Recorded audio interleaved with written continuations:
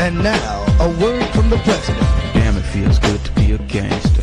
President Trump has spent his first year back in office rewriting the rules of U.S. capitalism, blurring the lines between business and government. That is generating a lot of questions and worries about the future of the U.S. economy.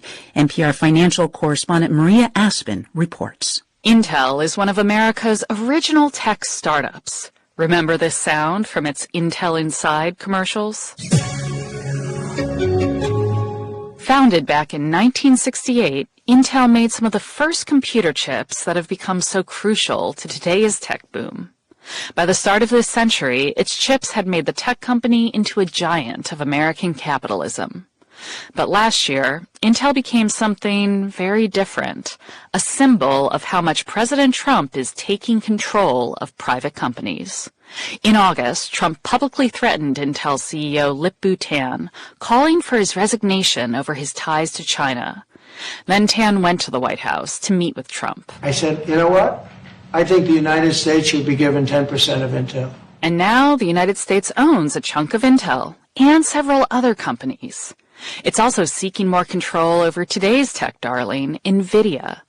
Trump wants NVIDIA to pay the U.S. a 25% cut of some sales in China as a condition of allowing it to sell some computer chips there. Trump often makes these deals with CEOs who have gone out of their way to court him, sometimes donating to his personal projects. Like NVIDIA CEO Jensen Huang, who's among the tech billionaires and companies funding Trump's controversial White House ballroom. Here's Huang in April at a White House press conference. And so I want to thank you, sir, for everything that you've done and the strong encouragement and the great policies that make it possible for us. Thank you, sir. CEOs have always tried to court the White House, whoever its occupant. But for the U.S. government, which almost never takes a direct stake in U.S. companies, this is a huge break from tradition. Now business experts across the political spectrum are worried that the United States is starting to look more like China. If companies aren't competing on their ability to innovate and develop better products, if they're competing on their ability to schmooze, then, that's bad for everybody. Ann Lipton has been working in corporate law for decades. She's a professor at the University of Colorado's law school. She says that when the government picks winners and losers, companies have less incentive to compete with each other. That leads to less innovation and less spending and less job creation, which can all hurt the economy. This has long been the conventional wisdom in Washington and on Wall Street. If you believe that the free market is the best way of generating resources and innovations and everything, then this just sort of messes with that. It certainly messes with what's known as free market capitalism, which for decades has been the gospel of corporate America. We are seeing a shift away from the type of rules-based capitalism that has made America's economy so robust. Daniela Ballou-Ayres founded a consulting company and served in the Obama administration. Now she runs the Leadership Now Project, a coalition of business leaders that has endorsed political candidates from both parties. She's worried that the United States is even at risk of tipping over into crony capitalism, meaning that companies rise and fall based on how much a political leader likes them. Like, say, the Russian billionaires who own oil companies under Vladimir Putin. What we have right now is a lot of personalized decision-making, chaotic decision-making, instability that we're seeing the cost of. A White House official speaking to NPR on condition of anonymity largely dismisses these concerns and says that companies like Intel and NVIDIA are crucial to U.S. national and economic security. And to be sure, the U.S. stock market is booming away. Intel didn't respond to requests for comment. In an emailed statement, an NVIDIA spokesperson says its discussions with President Trump have focused, quote, on his desire for America to win as a nation. Ballou-Ayres says that it's tough for business leaders to know how to stand up to Trump, especially after he's threatened some of them. You don't want to say anything unless it's like clearly, exactly in your core interest, in your core business, and at no risk. But she warns that crony capitalism can have some pretty dire consequences for the overall economy, but also for individual business leaders. In extreme cases, like Russia, Executives who fall out of favor then sometimes fall out of windows. The cronies and crony capitalism, they don't end up, look at the oligarchs in Russia. It doesn't really end well for many of them. And you can't predict if you're one who ends up okay or not. Russia is an extreme example, but she hopes it's an early warning to U.S. business leaders to stand up for free market capitalism, if not for the sake of the economy, at least for their own long-term self-interest. Maria Aspen, NPR News. You keep it going, man. You keep those books rolling. You pick up all those books that you're going to read and not remember, and you roll, man. You get that associate's degree, okay? Then you get your bachelor's. Then you get your master's. Then you get your master's. Then you get your doctorate. You go, man. Then when everybody says quit, you show them those degrees, man. When everyone says, hey, you're not working, you're not making any money, you say, you look at my degrees and you look at my life. Yeah, I'm 52. So what? Hate all you want, but I'm smart. I'm so smart. And I'm in school. These guys out here making money all these ways, and I'm spending mine to be smart. You know why? Because when I die, buddy, you know what's going to keep me warm? That's right, those degrees. And we are talking student loans, everybody's favorite conversation to have, but one that we need to have. The federal government is going to withhold wages from borrowers in default. And our higher education reporter, Lisa Korean-Phillip, is here to answer your questions, to take some comments. Lisa, you had a really comprehensive story published this week at WBEZ.org about the notices that folks are getting saying, if you are in default, we're going to start taking your wages to pay back the government for these student loans. How many people in Illinois are we talking about? I'm not sure how many people in Illinois have gotten these notices, just because this first round was a very small group and of 1,000 borrowers across the country, and those just started going out.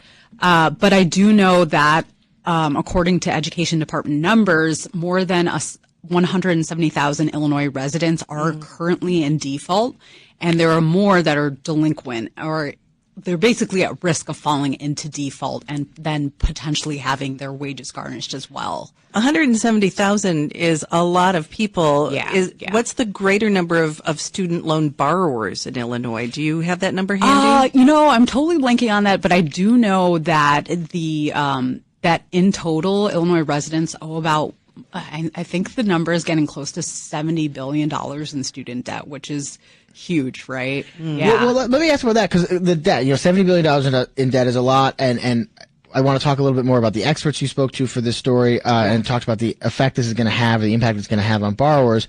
What about the people who would say, listen, you took out the loan, you owe the money, $70 billion in debt, that's money owed, and, wage garnishment is tough, but, you got to live with it, it's your loan. The experts you talked to, is this an effective way to deal with the student loan debt crisis? No. Oh. No. The experts I talked to basically said you're taking a group of people who's already having a hard time making ends meet. I think they also talked about how there's this narrative out there that borrowers who are in default are just choosing not to make their payments.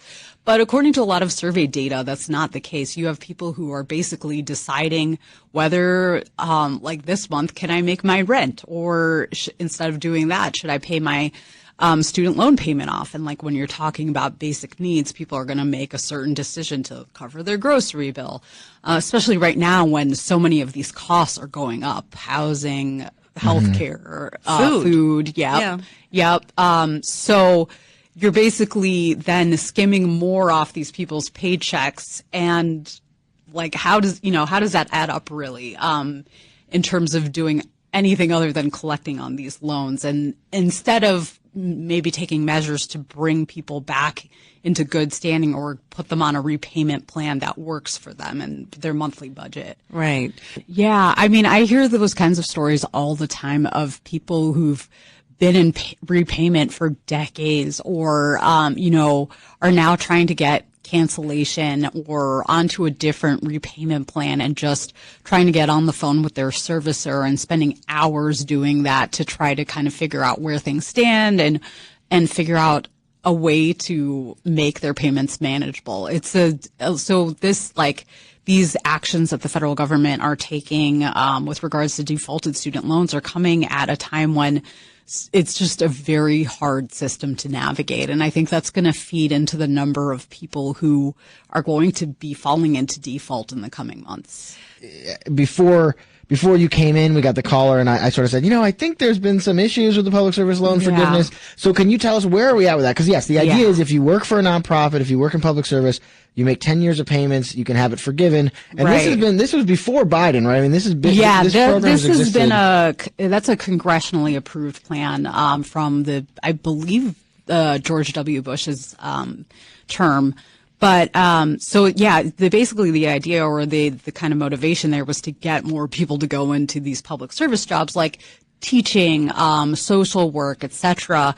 A big hiccup that people are running into right now is that they were signed up for the SAVE plan, which was this repayment plan that the Biden administration introduced, and it was the most affordable plan that had ever been on offer. And low-income borrowers only had to make $0 payments, but all of that counted towards something like your public service loan forgiveness. What happened was that was challenged by a bunch of Republican states, and it was in this kind of limbo for a while. So for months then, people weren't on this plan weren't able to make payments, but then they weren't making progress towards this cancellation.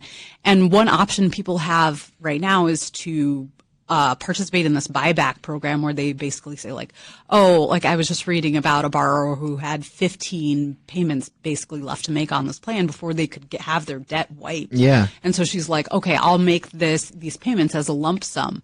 But you have to apply to do that, and there's a huge backlog with that right now. So it's so much red tape. There are incredible. So many acronyms. Why? It just seems crazy that you have to. It's almost like you need a second degree just to navigate the loan process. Yes, I often tell people it is part of my job to know all of this, and keeping up with it is like a second job. Yeah, I mean that's a really good point by both of you because I was saying before, hey, it's your debt, you should have to pay it off. I understand that perspective. But it is so hard. It's made so hard both from a logistics standpoint, this red tape, and also stories like Juliet's where it's like, listen, I've more than paid this off. Yeah. And I think about her story, I have a similar one where I went to grad school and I actually didn't have to pay for the classes themselves, but I was able to take out loans to sort of pay for expenses, and I took out more than I needed to because you were young and dumb. I was young and dumb. Okay. But the fact that I had that loan is why I was able to take what was at the time an unpaid internship here at WBEZ.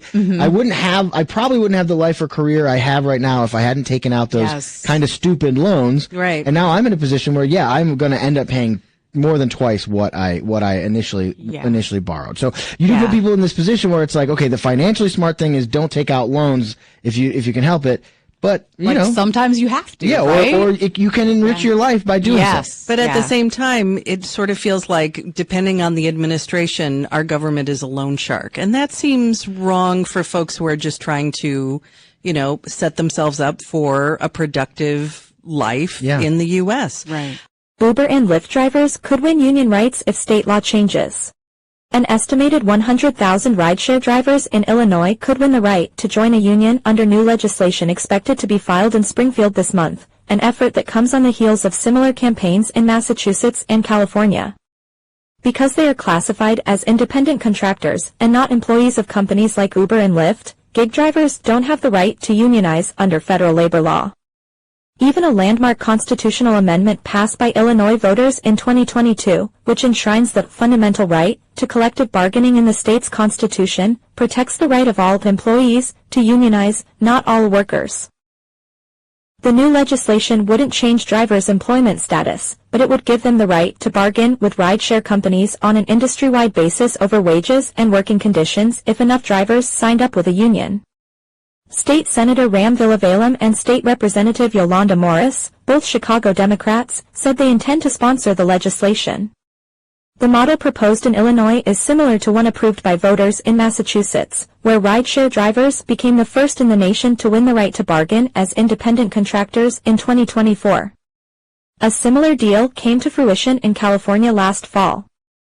The labor unions behind the Massachusetts deal, the Service Employees International Union and the International Association of Machinists, are also backing the push for the Illinois law. The legislation comes after the unions, which are organizing drivers together as the Illinois Drivers Alliance, said last summer they had reached a labor peace deal with Uber, in which the company had agreed not to fight legislation that would allow drivers to organize. That deal ended a push to hike driver pay within the city of Chicago. Uber spokesperson Josh Gold said the company expected to be able to support new legislation in Illinois, though he emphasized Uber would need to review the bill first. The devil's in the details, he said. Lyft did not respond to multiple requests for comment. Supporters of the effort say it would allow drivers to bargain for higher wages and better working conditions.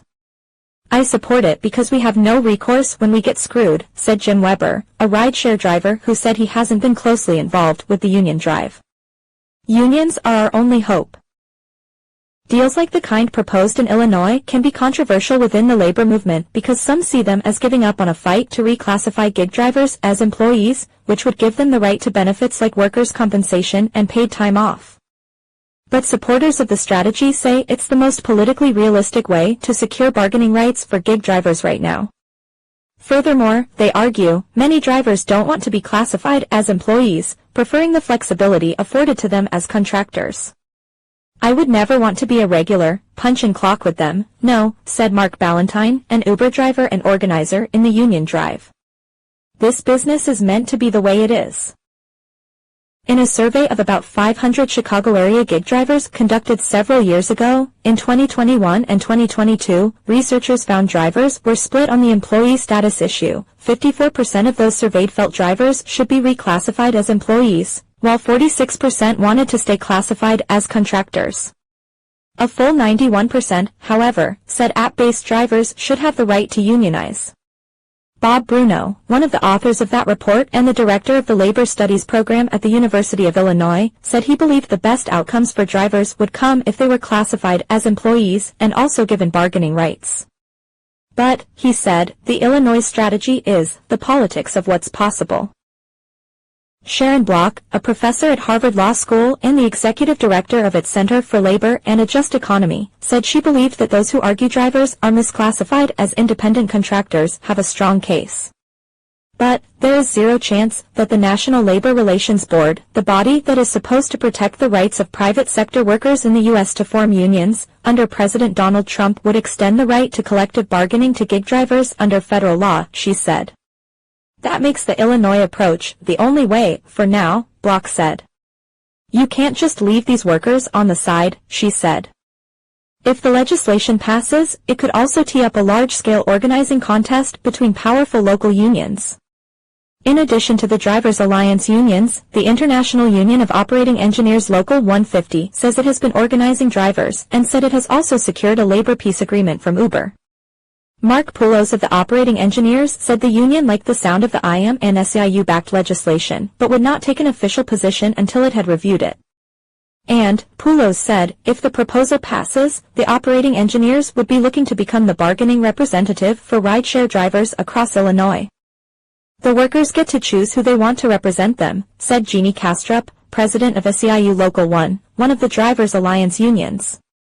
The Illinois law would allow a prospective labor organization to earn the right to rideshare drivers' contact information once they secure a baseline level of support at 10%, according to Villavalem, who intends to introduce the bill in the Senate.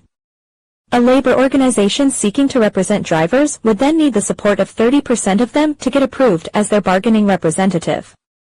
The legislation would not apply to drivers for food delivery services like Instacart or DoorDash. A new surcharge on rideshare rides would go toward enforcement of the law and help pay for bargaining representation. Villavalem's office described the proposed surcharge as small, but did not provide more details. The bill, Villavalem said, would also protect workers from retaliation for organizing. They are providing a service, getting people to their school, their doctor, and their job, he said. Alyssa Goodstein, a spokesperson for the Illinois AFL-CIO, said the umbrella organization for labor absolutely supports organizing unorganized workers, but is still reviewing the proposal and did not yet have an official position. In interviews with the Tribune, drivers and their advocates said one of the biggest issues facing drivers is what they describe as unfair deactivations, when drivers get banned from an app, sometimes without much explanation, they say, and find they have little recourse to appeal the ban. Gig drivers have been organizing around the deactivation issue for years. Veteran drivers of many years are being deprived of their income overnight, said Jeremy Saxon, who drives mostly for Uber and has canvassed other drivers to support the union effort. One of the goals of the union is to be able to create a formal process around deactivations, Saxon said. Uber and Lyft did not comment on the deactivation issue. Drivers also said they have little recourse to address safety incidents that happen during rides. Saxon said that years ago, he was driving a couple on the expressway when a fight between them got physical in the back seat. Saxon said he pulled over and called the app, but ended up having to cancel the ride and didn't get paid for the fare. It was 45 minutes of my time that, I worked for free because I felt unsafe, Saxon said. Drivers said they also hope to bargain for better pay. They're going to charge you $65 for a ride, but give me $22 or $21, said Valentine, the Uber driver. Valentine, who lives in the Riverdale neighborhood, said his grandfather was a union representative with the Pullman Porters, who worked on the railroads as porters in George Pullman's sleeper cars. The Porters Union, the Brotherhood of Sleeping Car Porters, was the first black union to secure a collective bargaining agreement with a major U.S. corporation. Valentine's grandfather died before he was born. But unions, he said, are in my blood. Nothing moves without Uber and Lyft drivers, Valentine said. We move this city, and it's time that we start getting some support and some respect. Black women turn to one another as their career paths suddenly recede. This article is by Jordan Hallman and read by an automated voice. When Nneka Obiekwe started a WhatsApp group chat in September, she was just trying to help her out of work friends. A consultant and skilled networker, Ms. Obiekwe, 37, is the kind of person friends turn to when they are looking for a referral or connection to a hiring manager. But since March, she had been receiving pleas every few weeks. By autumn, her network was tapped out. Most of the people reaching out were, like Ms. Obiekwe, black women, and she started to feel that they needed a community as much as referrals. She created the WhatsApp chat, called Black Women Rising, and posted the link to it on Threads. Within 24 hours, more than 500 people joined. Most were mid-career or senior professionals who had been laid off in the previous few months. Ms. Obiekwe moved the group to Discord, a messaging platform that could better organize the 500 or so daily messages people were sending in channels with names like Share Your Good News or Vent Among Friends. They shared job updates. I have a screening call with a recruiter tomorrow, wish me luck, or lamented about getting ghosted. They said I'm in the lead but haven't heard from them in a month, one person wrote. The job market is not great right now. Hiring has slowed. Artificial intelligence is replacing some knowledge workers. But black women have been hit especially hard. The unemployment rate for black women rose significantly from the start of 2025 to December, where it stood at 7.8%. That pattern of dramatic job loss was not seen for other groups. You don't see that same loss with black men. You don't see that same loss with other groups of women, said Valerie Wilson, a labor economist and director of the program on race, ethnicity, and the economy at the Economic Policy Institute, a left-leaning think tank. It was a sharp and unique decline in employment for black women. More specifically, it was college-educated black women, not those with less education or advanced degrees, who lost the most ground. In 2024, 74% of black women with bachelor's degrees were employed. That rate fell to 71% in the first 9 months of 2025, while the rate for employed white women with bachelor's degrees fell less than 1 percentage point during the same period. Ms. Wilson has tried to puzzle out that decline. In an analysis, she noted that black women, who are overrepresented in the federal labor force, were laid off during the Trump administration's mass federal cuts. But more important, she wrote, were private sector losses. Many more jobs were lost in professional and business services like human resources, where college-educated women are frequently hired. It would not be a huge leap to assume that losses in those areas are probably having a negative impact on black women's employment, she wrote. In interviews, 15 black women professionals described what felt like a jarring shift. They expressed pride in their achievements, both personal and as a group. The share of black women who earned a bachelor's degree or higher had risen 9 percentage points in a decade, for instance. After the killing of George Floyd in 2020, their education and experience got more recognition, and professional doors opened wider.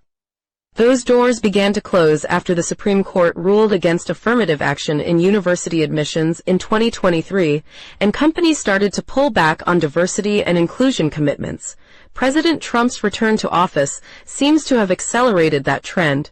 In 2025, the number of companies publicly committing to diversity and inclusion dropped significantly.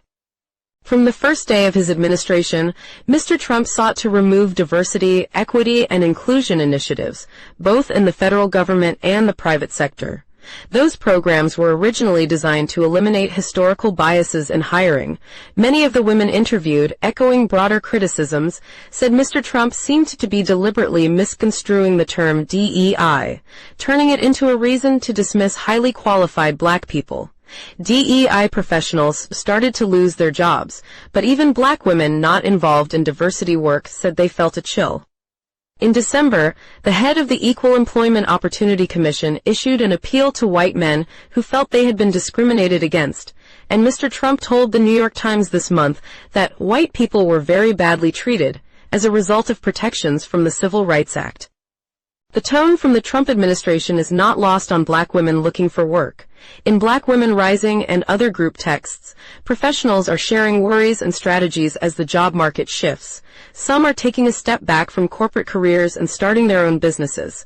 Those who worked in diversity and inclusion are wiping those references from their resumes.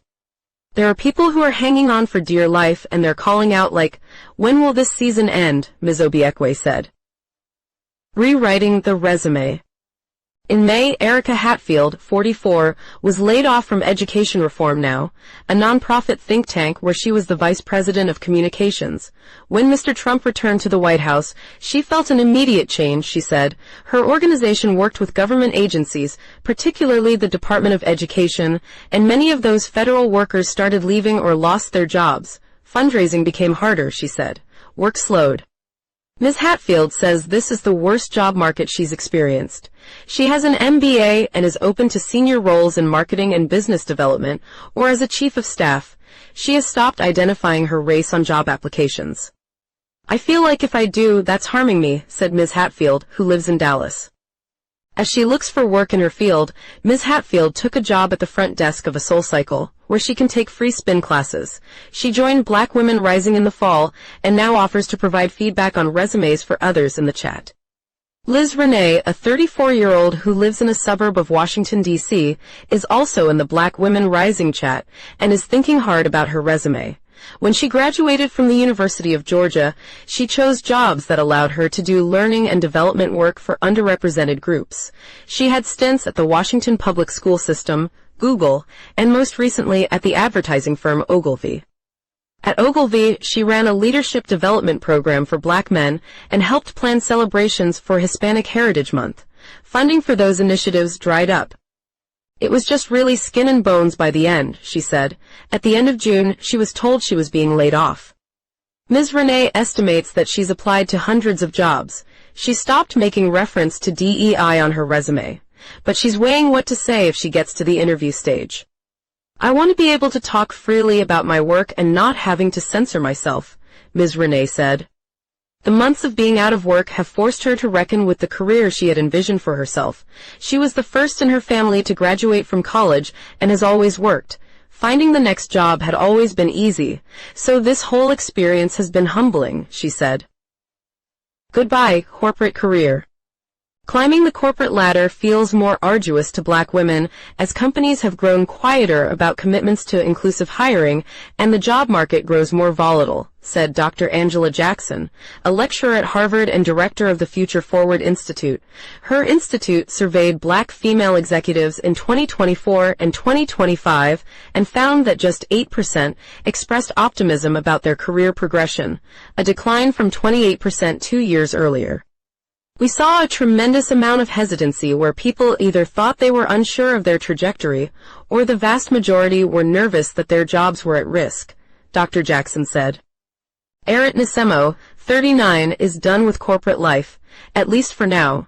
After graduating from college in 2009, she took on various roles at software startups. By early 2025, she was on the senior leadership team of a logistics software company, where she was the head of customer success, the team responsible for working with existing clients. In June, Ms. Ensimo's company eliminated her role. For the first time in her career, she decided to take a break. Then she took a sharp turn. She started working at an independent bookstore. She makes a quarter of her former salary but prefers the atmosphere.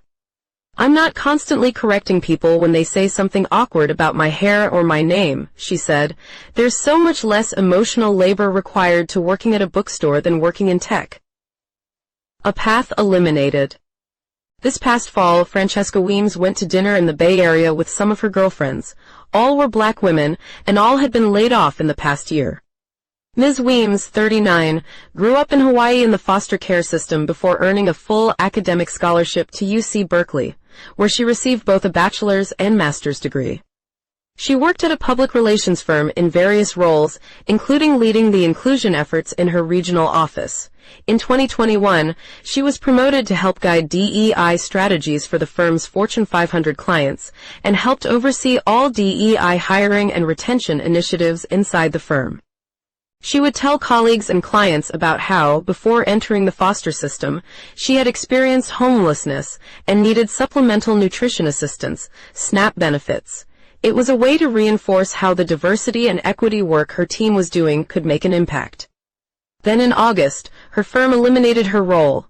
She then watched with dismay as the Trump administration stopped funding SNAP benefits during the government shutdown. Watching this unfold has been devastating, Ms. Weems said. All the programs and policies that had helped her were ending or being attacked. I broke this year because I could not see little Fran getting into these spaces. I couldn't see her getting out of poverty. I couldn't see her getting to the space that I'm in now, she said. That was the tough part to really grapple with. She still sees a career working with executives who care about equity and inclusion, and has started her own consulting practice to do so. Employers have long turned to the Equal Employment Opportunity Commission for guidance on what constitutes harassment. In a vote today, the federal agency is expected to rescind the latest version of its guidance entirely because of a dispute over a section about trans people. NPR's Andrea Hsu reports. The EEOC's 2024 guidance is nearly 200 pages long. It lays out how harassment based on protected characteristics like race, religion, and age can rise to the level of unlawful discrimination. Most of the harassment guidance, I would say, is uncontroversial. That's employment attorney Craig Lean, who served in the Labor Department during President Trump's first term. He says it's really useful for employers as they figure out what to do when a worker reports harassment. Employers want to know that if they follow this guidance, that they're going to be good. So if they punish someone who's taunting a coworker with racial slurs, they know the EEOC will have their back.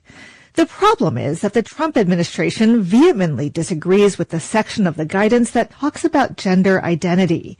Lean says everyone agrees on one thing. You can't fire someone because they're transgender. That's very clear. But the guidance says other actions, such as repeatedly and intentionally calling somebody by a name or pronoun they no longer use, or denying an employee access to a bathroom, are also unlawful. Charlotte Burrows, who led the EEOC in the Biden administration, says multiple court decisions make that clear. If you're going to prohibit sexual harassment, you have to prohibit it against everyone. But the current chair, Andrea Lucas, disagrees with her reading of the law.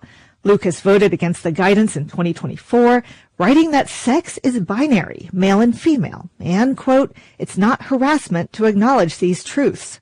The EEOC did not respond to NPR's request for further comment.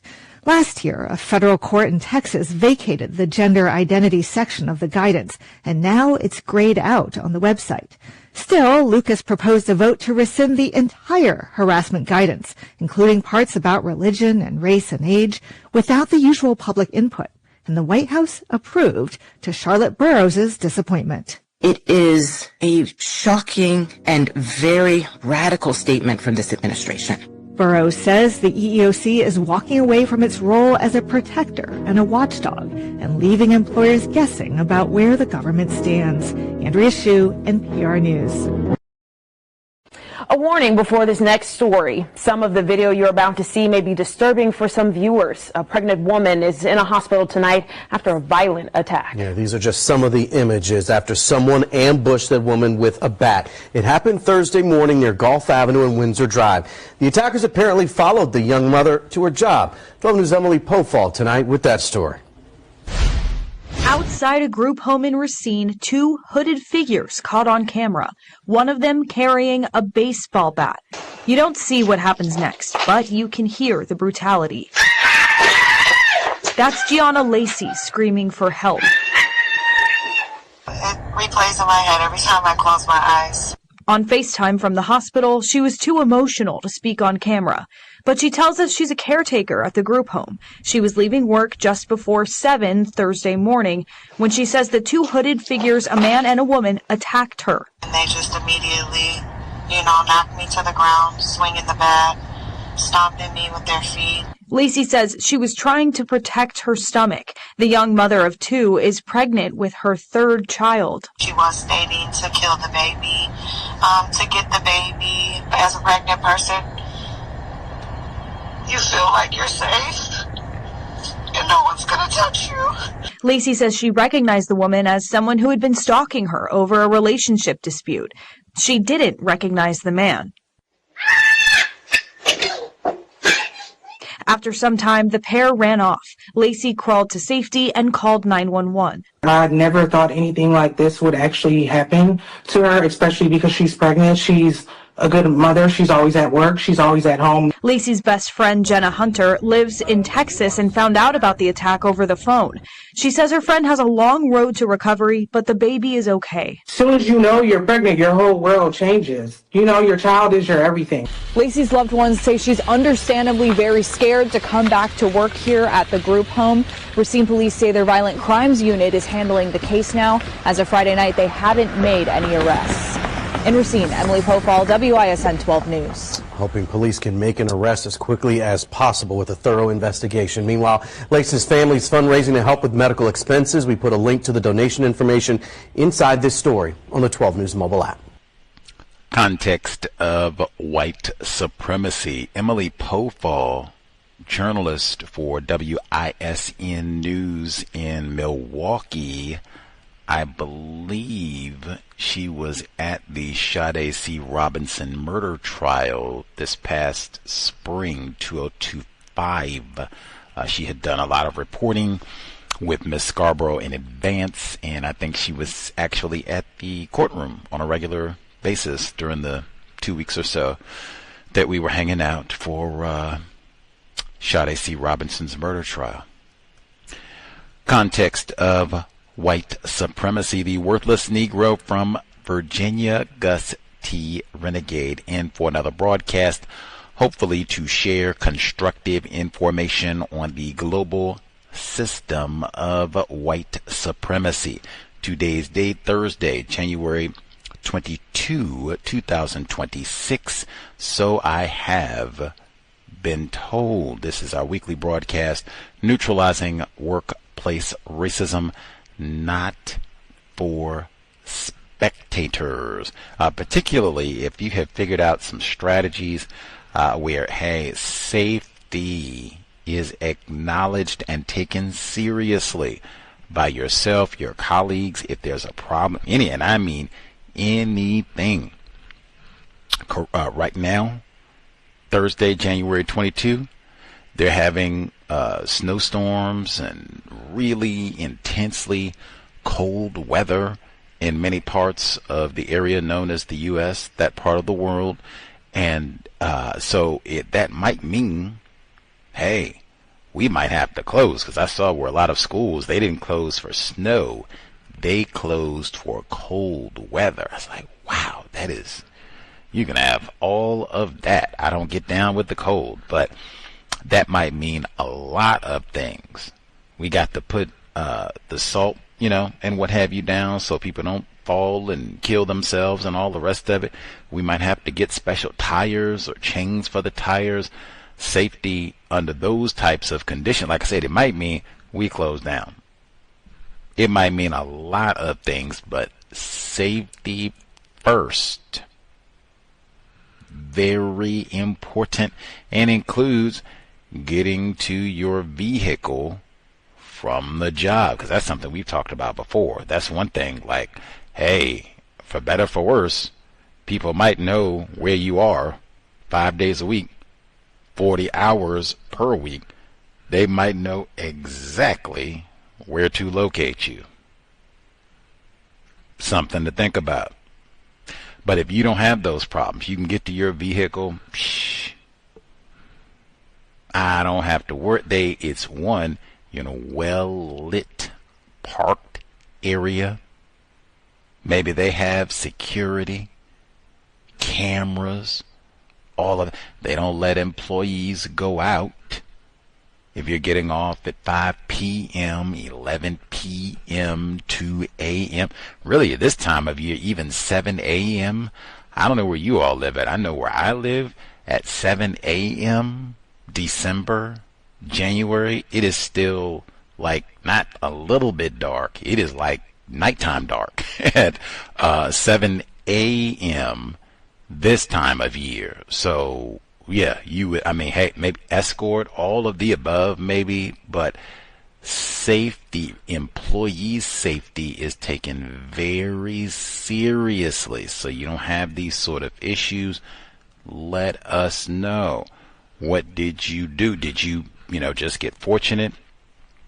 The place that you decided to work, they just, take employee safety seriously? Did people have to speak up and say something about this? Did you have to speak up and say something about some of these safety concerns, potential hazards in the workplace to get people, oh yeah, that could be a problem, we'll do something about that, and boom, boom, boom. What did you have to do, or did you have to do anything to get things to be a little bit safer? Make sure that you can get home in one piece, just like you arrived at work. Let us know how you accomplished this. Anything else that would be constructive for victims of racism in the workplace. The number 720-716-7300. The code 564-943 pound. Press star 61 if you would like to participate. The email untiljustice@gmail.com. untiljustice@gmail.com. That's it. And certainly if you have difficulties, let us know.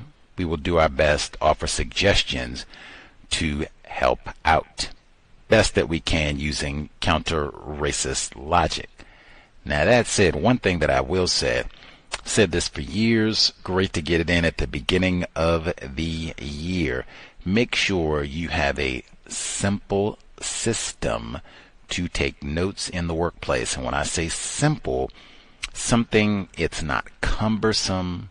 It's very easy if you, are going to take notes on your phone, or if you want to go, what they call old school, and you actually have a pen and pad, but something that is convenient, easy, you can get right to it, write down whatever you need to, and then boom, put it away until you need it the next work day. Now hopefully you'll have some successes to transcribe as well, but difficulties, things you want to inquire about, return, think about later, all of that, write it down. None of us, our memory is not as good as we think. And then other thing is sometimes it might be you need like precision, exactly word for word what they said, exact time, all of that. Much better to write all of that down, the day it happened, as soon as possible, from when everything took place.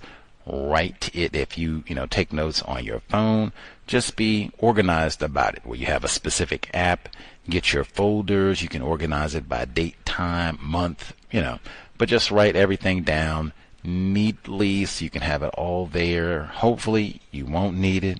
Like I said, hopefully it'll be very boring, but organize how you take your workplace notes, even if it's just for yourself. That's it. Going back to the concept of fear in the workplace, like I said, just hearing from some of you all over the past 40 days or so, some of the incidents that people shared. Fear in the workplace. Victims of racism, we, including Gus, we are kept in a state of fear constantly. That's what Dr. Welsing would say. That is the result, deliberately so, of a system of terrorism. You lynch people and castrate people and rape people and everything else that race soldiers do. You have people who are afraid. So, and you fire people, you lay people off, all the rest of it. So you have people who are afraid, and rightfully so. And Gus T at the top of the list. White people are scary, period. That notwithstanding, in the workplace, I think it is very important to just, one, remember non-white people, anyone who is classified as not white, these people generally are operating with a lot of fear. What are the white people going to do to us? Will they fire us today? Take our check today? Oh my God, you have just lots of non-white people. That's the way they think in the workplace, and I certainly know that fear for sure. That's it. One, that's why, that is a massive reason why you don't have brothers and sisters in the workplace. You do not expect correct treatment from people who are really dominated by fear, petrified, as they would say. It's going to be very difficult for them to do the correct thing, much less look out for their black brother, black sister. Just saying. Using logic, really. Counter-racist logic. Now, also, man, I think it was like last month, I believe. A young lady dialed in, and she was talking about one of her colleagues at work, victim of racism, and they put the incorrect name on his check so he couldn't get it cashed. Man, and she reported that fear, and I understand, man, it can be dangerous. You have to tiptoe going to talk to these white people. And what they said in the report, they said, man, even some of the folks who didn't work or have nothing to do with no DEI, but they said they still felt chill, whatever that means, metaphor. So you have to, it's scary. I give you that. But sometimes when you get people who are really afraid, you have just terrorized them almost to death, and you know this, oh man, sometimes you don't have to do anything because they're so scared, they won't do anything. The check situation, like I mentioned, incorrect name on the check, which it says name was Leroy and they put Jamal on the check.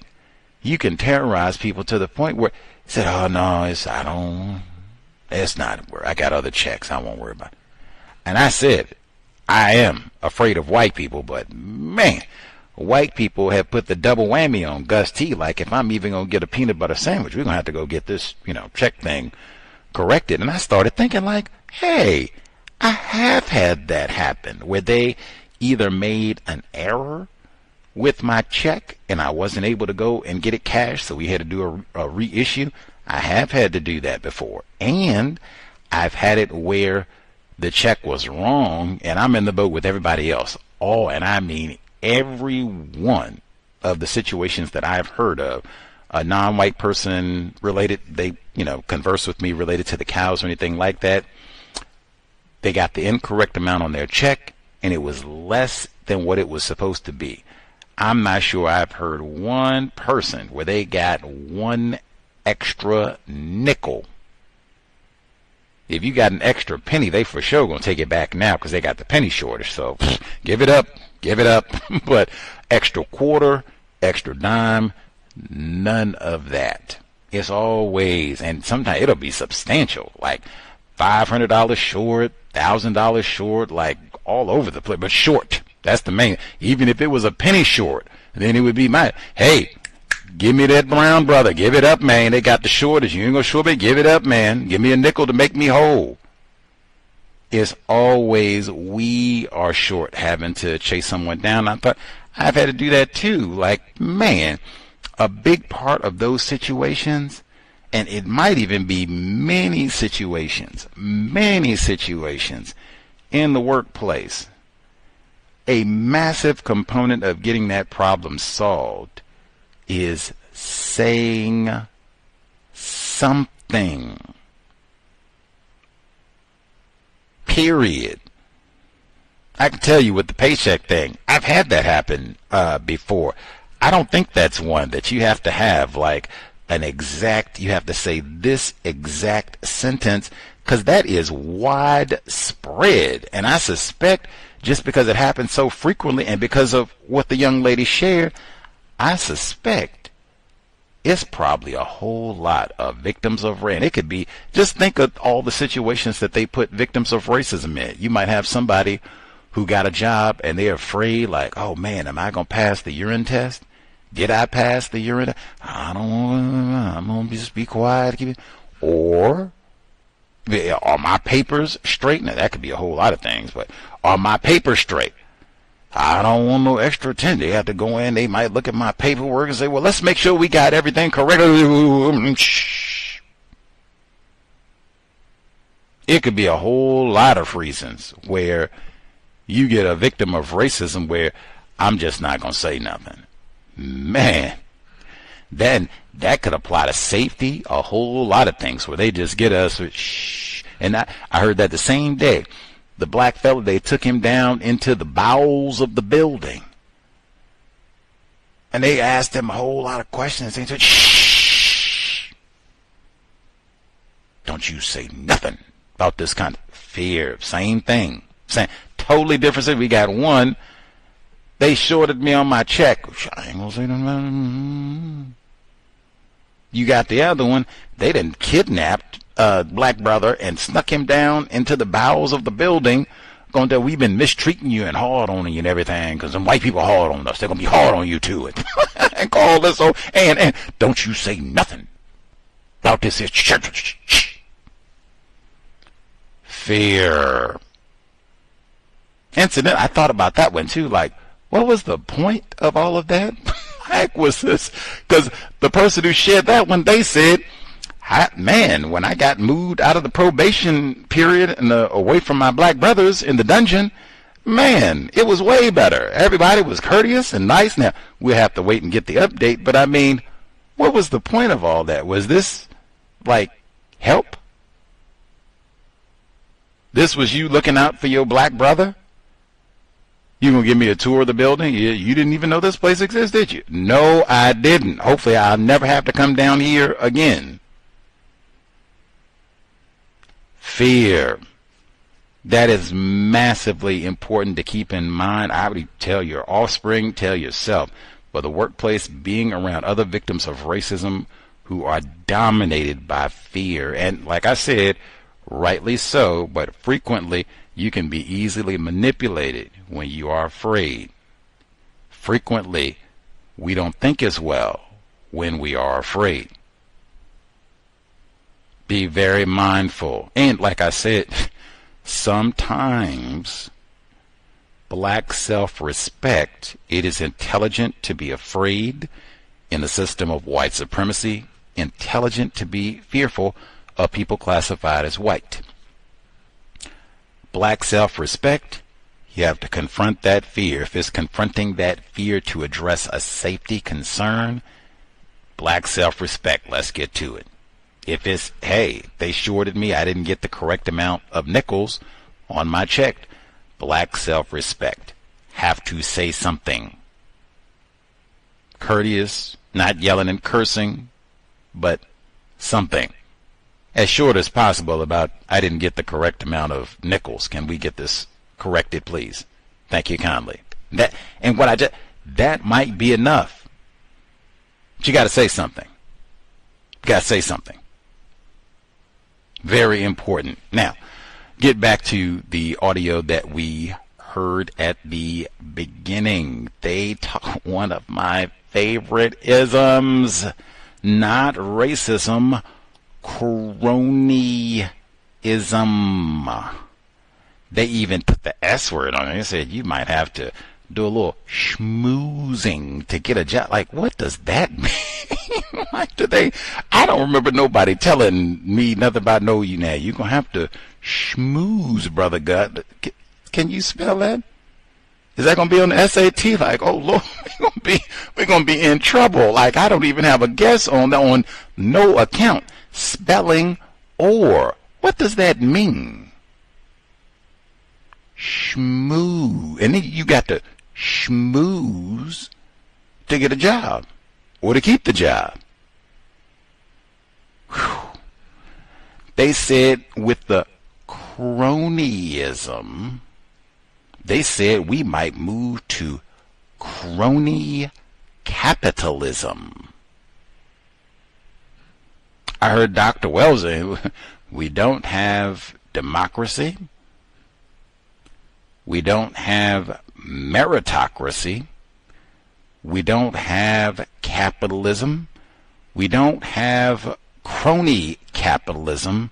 We don't have disaster capitalism. We have a global, dare I say universal, system of white supremacy. Really, this is no different than what we have always had. People classified as white hook up other people classified as white. I was talking the chatbot Breaking Bad. Oh my God, that is all over Breaking Bad. White people hook up and hire their homies and friends. I said that Skylar White, she goes and gets a job while she's pregnant. She doesn't have nobody beating her down with a baseball bat in the parking lot, even though her husband is a gangster and a drug dealer. She goes and gets a job. She doesn't fill out nary an application. They don't have to go over credentials. None of that. They don't even check, are we hiring? Come on, we need you back on the team. And she gets hired. I pointed out, I said, man, and gets hired at a facility. They don't have no dark people working where Skylar White gets employed. She don't have no niggers gonna be harassing her. Let's go out to lunch and all the where you work at. None of that. None of that. System of white supremacy. I think that happens a few times throughout, but that's, the whole system. Cronyism. They're gonna act like what we're seeing now with President Trump, that this is substantially different. This is an anomaly from what is normally the case. Please. Contraire, mon frères. I will say one thing. I don't remember Obizi. I don't remember him bringing in all of his Kenyan cousins and getting them all kinds of jobs, and all of his Chicago brethren, his Hawaii brothers and sisters, and bringing them in and I don't remember that at all. Was Obama, is he Kenyan? Excuse me, Biden, is he Kenyan? He was kicking it with Obizi in the streets of Chicago? For real? I thought he was in Delaware. They would have to show me. I don't quite remember it during that presidential term, but generally speaking, I think all the cronyism and what have you is pretty. Hey, sometimes I remember they had that one George W. Bush. Excuse me, it was George H.W. Bush. And then we waited about 8 years or so, and then we got George W. Bush. And that's not quite cronyism. I think that might be nepotism, but I said it's the same thing. That's the same thing. Matter of fact, that round of nepotism was interrupted. They had Bill Clinton. If it wasn't Obama, it was going to be Hillary Clinton. So I mean, you do the same thing. Come on. White people do the same thing all the time. It's not that many. White genetic annihilation. They're less than 10% of the global population. So if white people are only hiring other white people, invariably that is cronyism and nepotism right there, because there's not that many white people on the planet. System of white supremacy racism really is nepotism and cronyism at its highest. Master cronies on the planet. Let's see, because they put that with everything. Everything got to now be about white supremacy racism. All areas of people activity. Masters of cronyism. Masters of nepotism. People classified as white racists. Let's see. The wage garnishments for student debt. I thought that was a very important one, just because the C word again, and you see, just that's one. They're doing like a retrospective on the first year of Trump's time in office, or his second time around, first year in office, and C word, confusion. It's just been confusion with everything. What is going? Is this allowed? And what is going? It's confusion. Fuller said, you keep people in a state of just constant confusion, you can drive them insane. They said with the student debt, it's so confusing, you might need to get a whole nother degree, and then you have to take out a whole nother round of student debt for that, just to understand what are the rules around the student debt. Like what? When they said they had one person, they had completed their loan payments almost. I think they said they had 15 or so left, and they just wanted to make a lump payment and get it done with, so they could celebrate and do a jig, all that, maybe the black male privilege shuffle, maybe. But they said, oh, no, we got rules, got regulations about that. You have to get in the queue to do the lump sum, and the queue is massive. It might take 4 or 5 years. Matter of fact, you might just be better off just pay the 15 payments. Just pay them the normal way. By the time you go through all the paperwork and rigmarole and wait and everything else, like that sort of confusion frequently is deliberate in the system of white supremacy racism. Master deceivers, you get people confused. It's even easier to tell more lies, be even more effective, because people, they already don't really grasp what is going on here. What is...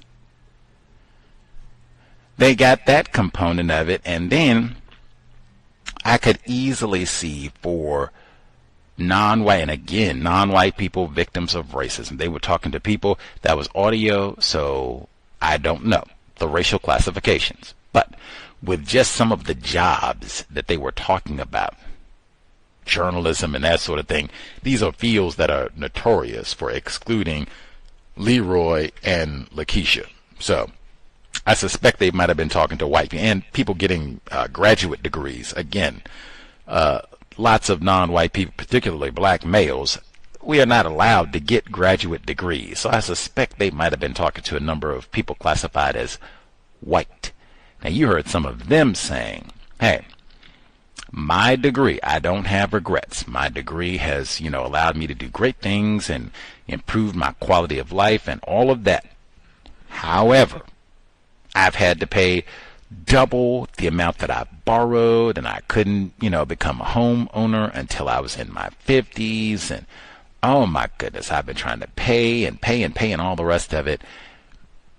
That is quite a bit to process, and particularly if you are a non-white person victim of racism, you're not in the category of you get that degree and you can go get stable employment even if you're kind of incompetent, you didn't do that well en route to getting the degree, maybe you dropped out, took 2-3 years off, came back, took you 10-15 years to get that degree, but you got it eventually. You are not in the category of just stably employed, moved on up the ladder, had a nice solid career. you might be in the category of, spend all this money and time getting a degree, and then I'm in the struggle to get a job category. Ew, because that's where they stick a whole lot of black people, and that's not no new thing either, even though they suggest maybe it's more of that happening now. Could be the case, I don't doubt that, but I mean, hey, that's not a new thing to be an overqualified black person. System of white supremacy. I got all these degrees, and you're going to tell me my best option is Taco Bell? Like, what? White people have been doing that for like decades, like as long as they've had college almost, and they were forced to allow niggers to go. So that would be something to think about if I had offspring. Man, like, if there's talking about, we got a new or he's been in office a year now, so our current president, they're saying, hey, if you have student loan debt, we might switch around policies and garnish your wages and all of that.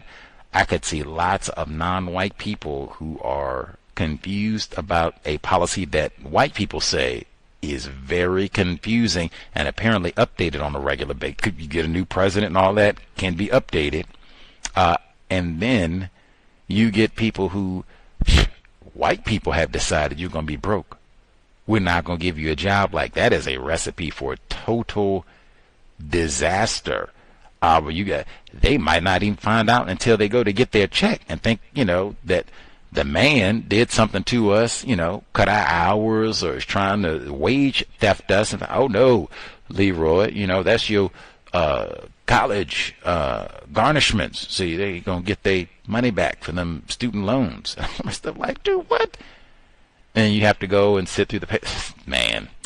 I could see that being devastating. In particular, like I said, the report that they had from the New York Times about lots of black females who would be in that group, spend all this time, money, getting these fancy college degrees, and now we're the first one. Oh no, you got some DEI in your transcript. Out of here, Lakeisha. That's wow. Let's see. The metaphor there too. They said, I don't think the federal government should be a loan shark depending on who is in office.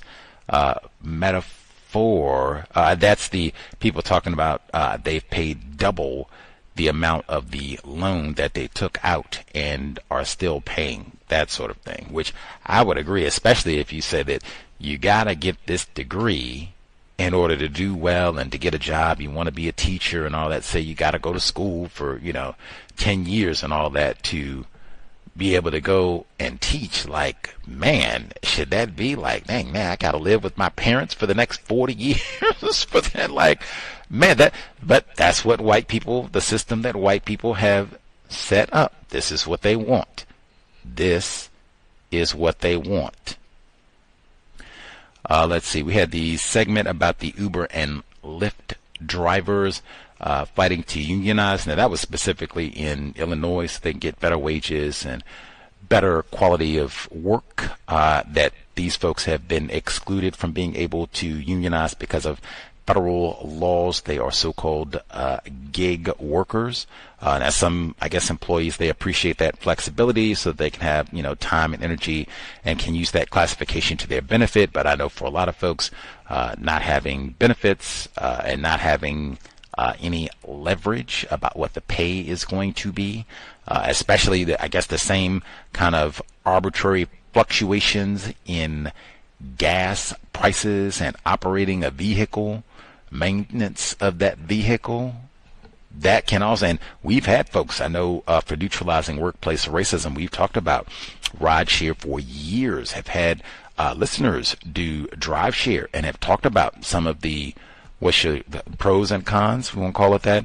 We've talked about that, and it seems like at least a considerable number of cons. It might be, pros with the flexibility, and you can, that can be a job that you can pick up and use to supplement or what have you, whatever hours that you need and all the rest of it. But wow, the not being able to maybe have any say-so or leverage about what your pay is going to be.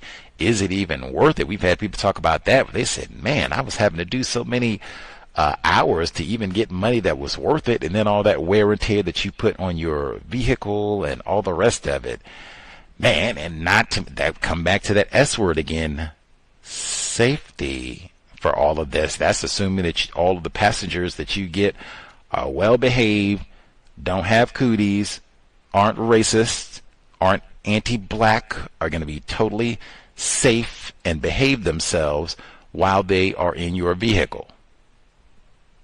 I read the news. From what I've seen, you would be fortunate if that is the case for you.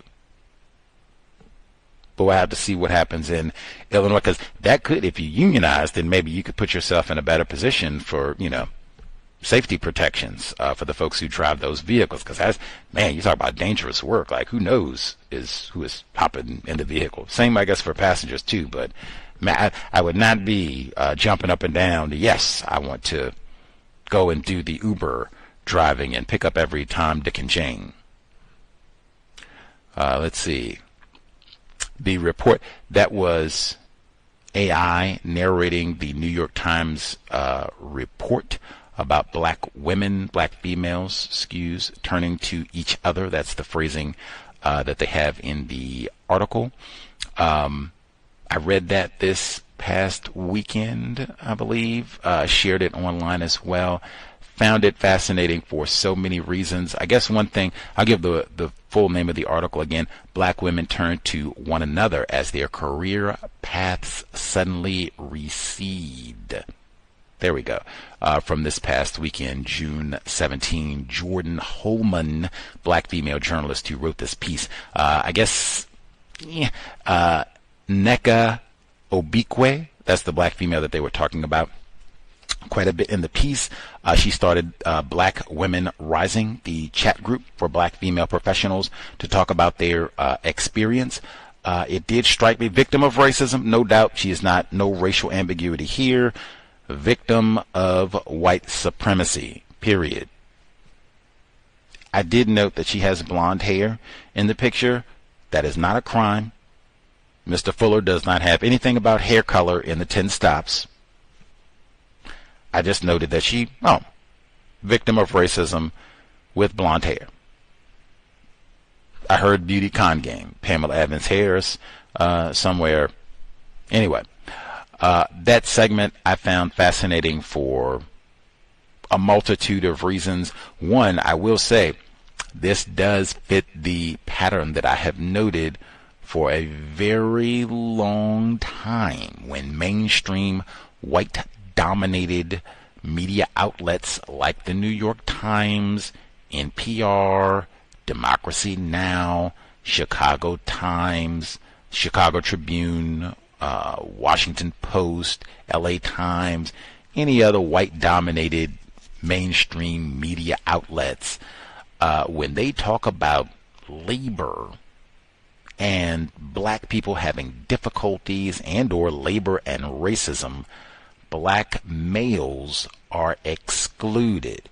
They will talk about black females and lots, particularly I would say over the last year, lots about black females. I've said consistently, even if it is most of the people who have jobs that are being lost are black females, and Leroy and Jamal are unemployed, unemployable, whatever it may be, so they don't have jobs to lose. That should be reported, maybe even alongside, because that would mean this has been a problem way before we even got to this point. And even if I don't want to hear no beating a dead horse. Dr. Curry talked about that, and the man not like, so if this is a problem that never got solved, we need to continue talking about it. Yes, not, well, we ain't gonna solve this when we move on to something else. Wait a minute. Wait a minute. No, that's not, because the problem is still here. We'd have to still talk about that. Even they said, hey, we got to talk about the black females and black women rising. No problem there. I'm not opposed to it. I played the report. But they did say that, hey, man, they said specifically the black female unemployment rates, have to get the exact number. There we go. They said the job market is not great right now, has never been for victims of white supremacy. Hiring has slowed. Artificial intelligence is replacing some knowledge workers, but black women have been hit especially hard. The unemployment rate for black women rose significantly from the start of 2025 to December, where it stood at 7.8%. That pattern of dramatic job loss was not seen for other groups. You don't see that same job loss with black men. You don't see that same job loss with other groups of women, said Valerie Wilson, a labor economist and director of the program on race, ethnicity, and the economy at the Economic Policy Institute. And I'll stop there. No disrespect to Valerie Wilson. I don't know if she's a black female, white female, whatever. No disrespect. The unemployment rate for black males is 8.4. Now, I did not graduate from Harvard. I'm not employed at the Economic Policy Institute, but unless I'm extra super retarded, which might be true, 7.8 unemployment rate for black females is smaller than 8.4. Anyway, I did think the report was very interesting for these reasons. You heard a number of the black females, victims of racism within that report, say they have stopped identifying their racial classification on employment forms.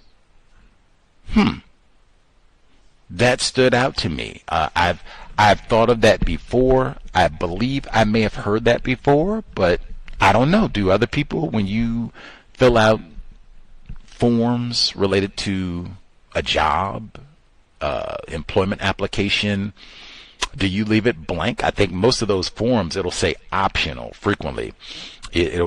That's not required that you have to put in what is your racial classification. I don't know. Have people found? I personally, I know I was also thinking when I read that, heard that,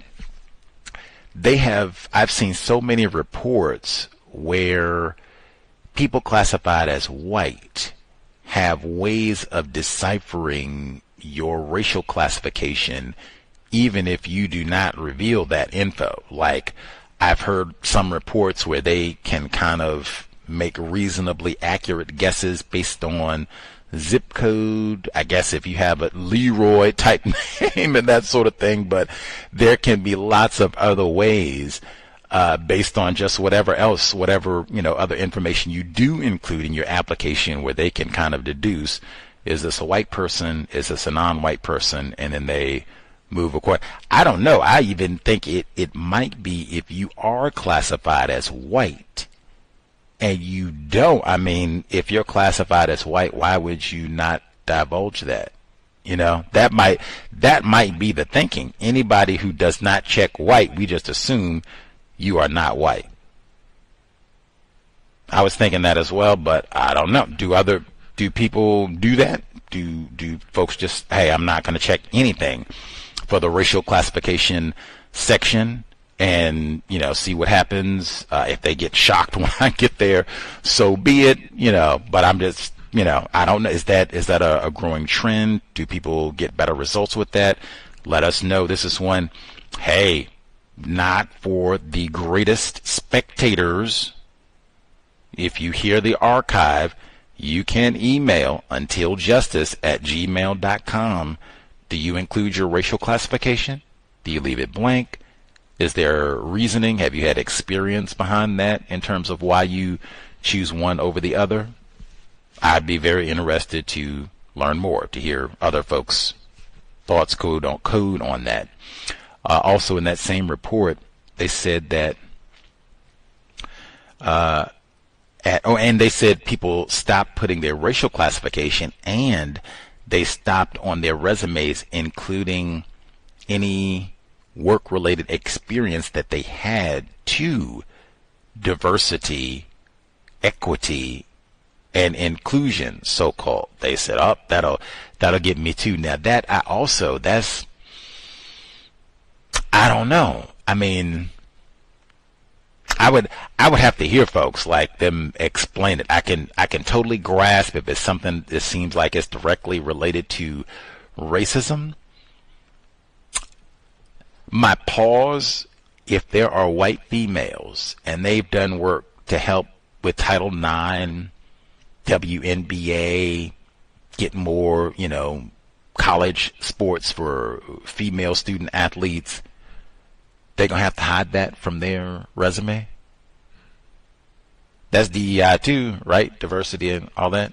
I thought that's what I'm just saying. I'm not saying, what to do or what not to do. I'm just saying that's what I would think. And it's kind of the same thing with the racial classification, like, because they said that they said it in the report. I already mentioned, they said that some of the black people, they didn't like their degree and their career path had nothing to do with so-called DEI, but they felt the chill. I said, what that mean? It don't sound good. It don't sound like they got no raise, promotion, none of that. So if that's the case, if the people that don't even have nothing to do with DEI and they are being mistreated and fired and all the rest of it, so you omitting the information, particularly in this environment, is 2026, they probably can just go look online and find if you had something in your college degree path or something. They could probably go look at that. They could probably get your transcript if they really want it. And all the rest of it. If you were doing things in your career, same thing. Probably white people and Voltron. They can go talk to other white people and find out. So I don't know. It might help at least get a foot in the door. I could see. Yeah, I could see that'd be helpful, but I don't know. Yeah, let's continue. Let's see. They said at Ogilvy, Liz Renee, obviously black female, ran a leadership development program for black men and helped plan celebrations for Hispanic Heritage Month. And that was the one time I said, oh wow, they got the black males. We get a little taste of black male privilege. But they said immediately, funding for those initiatives dried up. I said, see, because I haven't seen no program like this get, major billing for the New York Times, where they got a program for black males to talk about their experiences. Things. Hey, tumbling dice, they accuse you of stealing the weed whacker. They the same thing to me, man. They said I done stole their old raggedy broom and dustpan, and I ain't got no reason to steal them. I haven't seen the New York Times, LA Times post where black males are talking about their work experience and they get messed over. Maybe I missed it. They have, thousands of articles at both newspapers, but I see reports talking about black females all the time. You can't tell me this is no singular experience where black males don't have problems in the workplace and we just don't talk about it. They just said they got the funding for the program and it slash that right on out of the budget. We DEI them brothers program right on out of here. We can't get an article about that. We can't get no dialogue about that. Just exclude the black males every time. All right. Let's see. They said in June, Miss Nasimo's company eliminated her role for the first time in her career. She decided to take a break. Then she took a sharp turn. She started working at an independent bookstore. What? She makes a quarter of her former salary, but prefers the atmosphere. I said, hey, tomorrow we are reading Black Owned. Char Adams, the Black Owned, The Revolutionary Life of the Black Bookstore. And I don't know, the Black Bookstore does not seem like a place for stable, safe employment from what we have read at the beginning of Black Owned. Like, wow.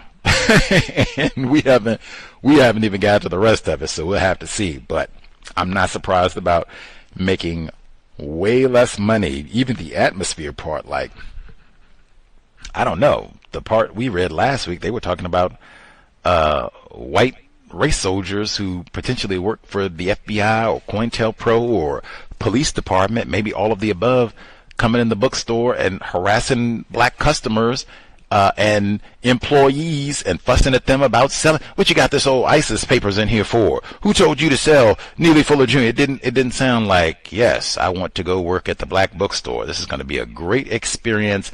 I'll make lots of money and it'll be safe. It did not sound like that on any account.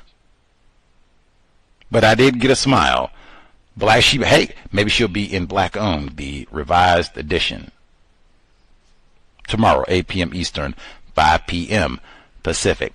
But that article, fascinating about all of the difficulties that black females are reporting at this moment with hiring, and particularly they said with a lot of black females who have all those degrees, college experience, that they were employed for the federal government. I've talked for years where they've lots of, maybe even a disproportionate number of people classified as black employed by the federal government. That's been one place that consistently, at least a small number of, Mr. Fuller was a federal employee. At least a small number of black people could get better quality jobs than just being a custodian, emptying the trash, working at the cafeteria type of a thing. And consequently, many, many generations of white people have had lots of resentment towards the federal government for exactly these sort of hires, which also may relate to Doge and Elon Musk, their decisions about a year ago this time to come in and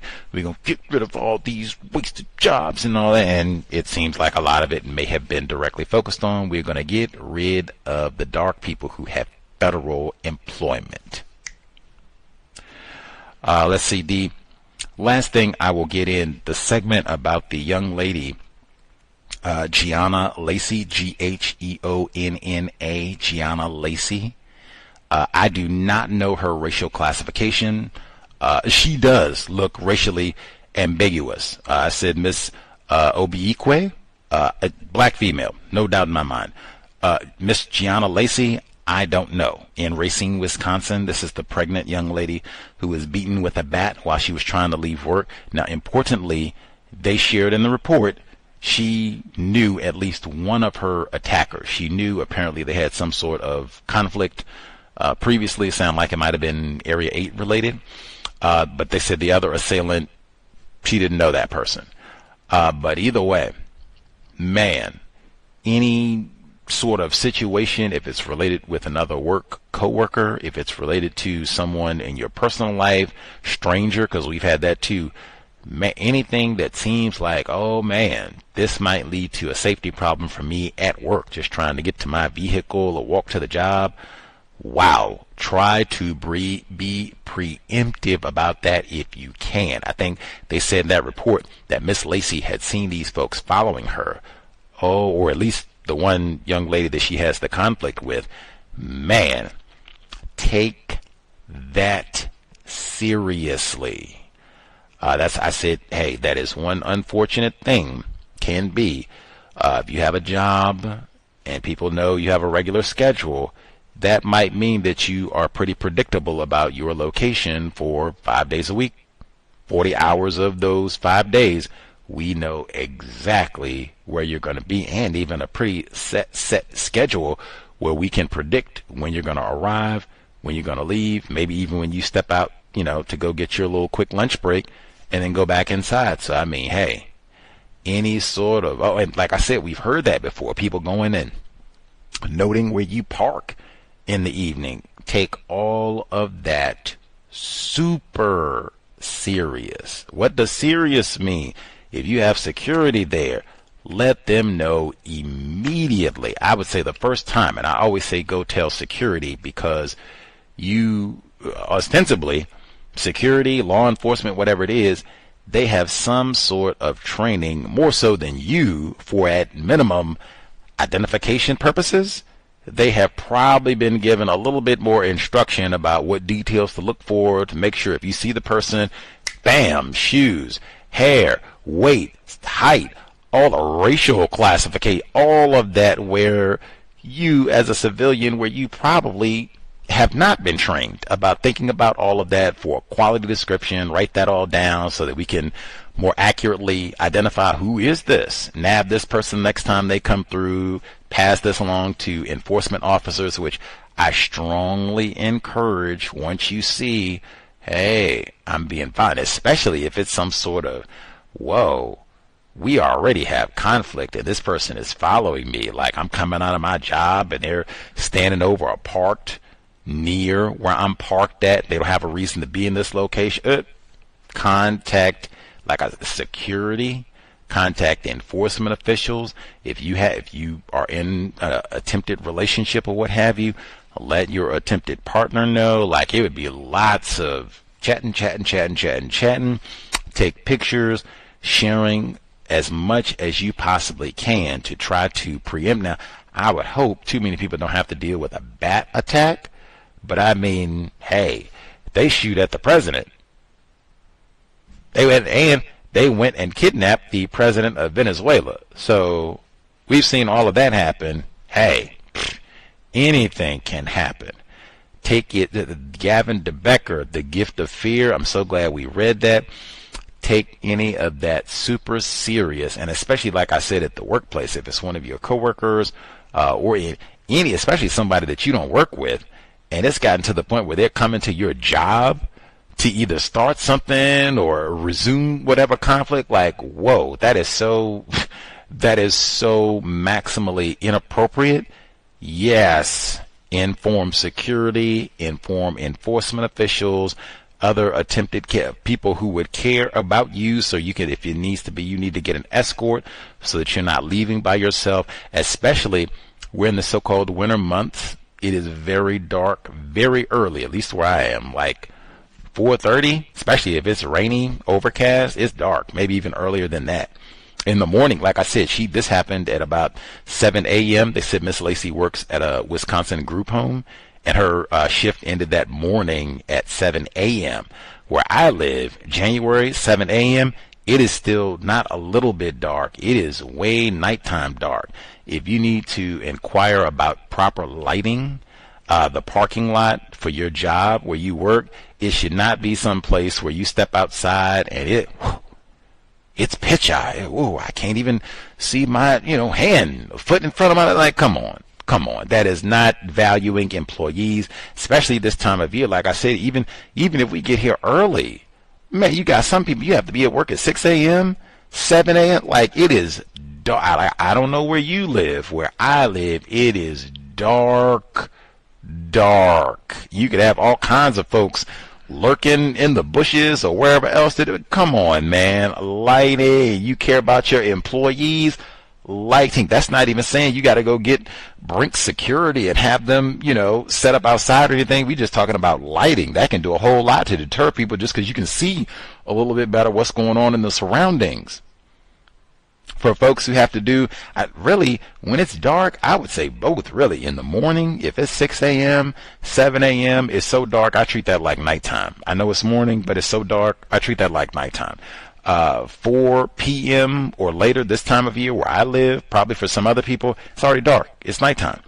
I would be very alert, especially if I was a female, even really as a male, and I'm leaving and it's dark. They have crimes. You have people that do pickpocketing and muggings and all the rest of it.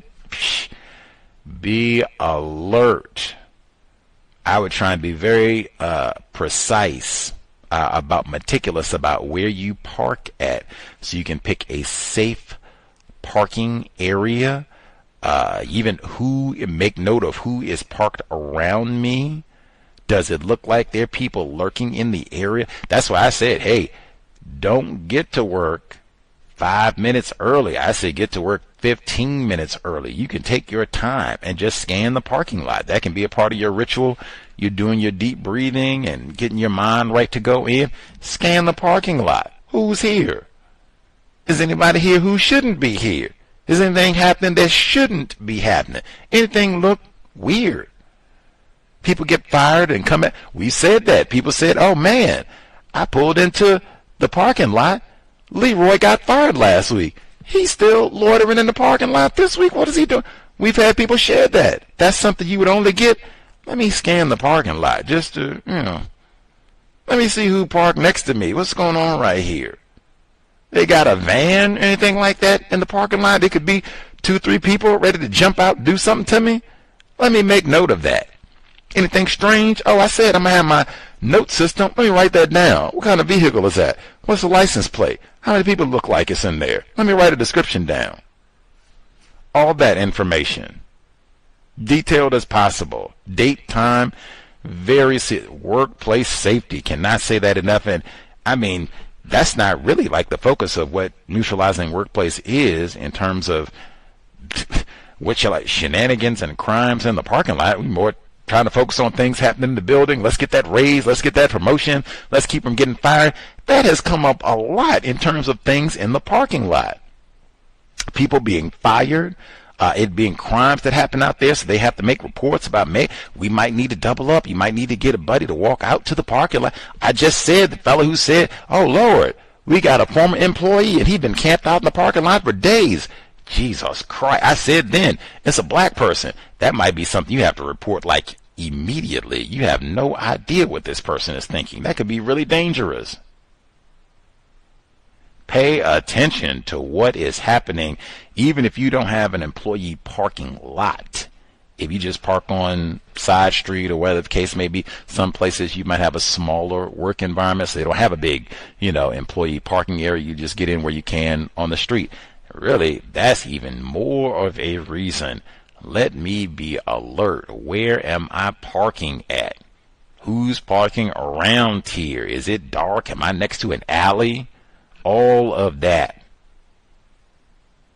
If it's an unsafe situation, see if you can stay in your vehicle and call an employee. Come and escort me to the building. Same thing. We can get somebody to escort me to my vehicle if it's dark. Even if it's not dark, if you don't feel safe, don't feel some type of way. Other than that is my black self-respect. I don't feel safe. And who's to blame for that? Usual suspects. System of white supremacy is not safe. So, hey, I feel like exactly what we got, an unsafe environment, and I'd like someone to help make sure I get to my vehicle in one piece. Thank you. Any hoodles, I was appalled when I saw that, like beating a pregnant female with a bat, like Jesus.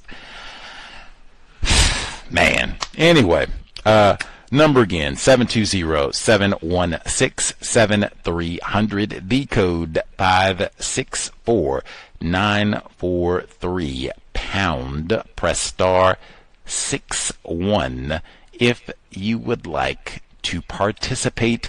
The email untiljustice@gmail.com, untiljustice@gmail.com. Can I say one more thing about the New York Times report, the black women turn to one another? Great to be able to talk about workplace racism. Glad to hear they got their group online, Black Women Rising. You can go check it out. Maybe share an experience if you're a black female. However, they said black males, they are not losing jobs like this. Higher unemployment rate for black males right now, but whatever. They didn't mention any other specific demographic group. They didn't say white women, they're not losing jobs like this. Now, that's probably true, but they didn't point out white women. We can talk about old Leroy. Nobody's scared of no Negro male. They can talk about old Leroy. White women, they didn't get Asians, no other, only black dudes to be mentioned with. They're not losing jobs like that. And the young lady who worked for the program for the black males, that the funding dried up immediately. Privilege. Untiljustice@gmail.com is the email. Let's see. We'll get folks who have commentary to share and the emails as well. Do we have any folks? Do you leave off your racial classification when you apply for a job? Like, if we got folks, do you have DEI if you went to school for that or whatever, or if you have professional experience where, I don't know, you worked on some sort of DEI project, maybe to hire more non-white people or whatever, do you delete that experience from your resume? I've never heard that. Like, dang. Let's see. Folks who dialed in with a hand up, Proceed. May I be Can I heard? be heard? Oh, you go. You go. No, but, I was going to say Okay, you should you go. Okay. Yes, ma'am. Good student callers and listeners. I don't have anything as far as DEI on my resume. You kind of kept that low key. Although I do, in the place I work, I do actually participate in some programs that would be classified as DEI or would be classified as like specific to the Black experience, so to speak, whatever that may be to some people. And that may mean having an event that would have somebody like a doctor come up and have that doctor come and speak about some of the issues that we deal with in general with heart disease or with sleep issues. So I organize some of those things and have that put together with assistance from another department. I'll do things like that, for instance, but I don't put that on my resume. I don't put it on LinkedIn because I do believe that it would draw bad attention from some people within my field. And I work in the tech field, which is highly white male dominated. I don't think they would take too kind to that, and they may see me as a quote-unquote uppity Negro, whatever that may mean to them. The Black Woman Rising Discord, I think that was self-respect. I really like the fact that they did that. I do think that we as non-white males should do the same thing. The Letitia James scenario with her as the Attorney General of New York, and she's indicted by the federal government, basically, federal grand jury in Virginia on 2 counts of something like bank fraud that I think is obviously false. They're just trying to get her based off of the government and Donald Trump trying to get revenge. And then it seems like an ongoing theme from every space. They seem to be aiming at Black women very much as well, too, and Black women in high spaces as well, such as Lisa Cook for the Federal Reserve Board. They're trying to get her fired. But some law, I believe, is in place that doesn't allow that to take place, where the president isn't allowed to just fire whoever he wants from the Fed. But this does seem like an ongoing thing that people, I think, should pay attention to, and not to ignore the issues. Obviously, I think that we as Black males face, but I do think we should also, there's space enough for both to be addressed, and we should do so as much as possible for ourselves as Black males, because if we don't bring it up, we can't expect to see it on the news or any kind of media unless we bring the situation up at hand. My partner, she actually worked at a tech company and was sexually harassed or was harassed at one point in Junction. Everything from hair questions and things of that nature, and one of them touch her hair, to everything such as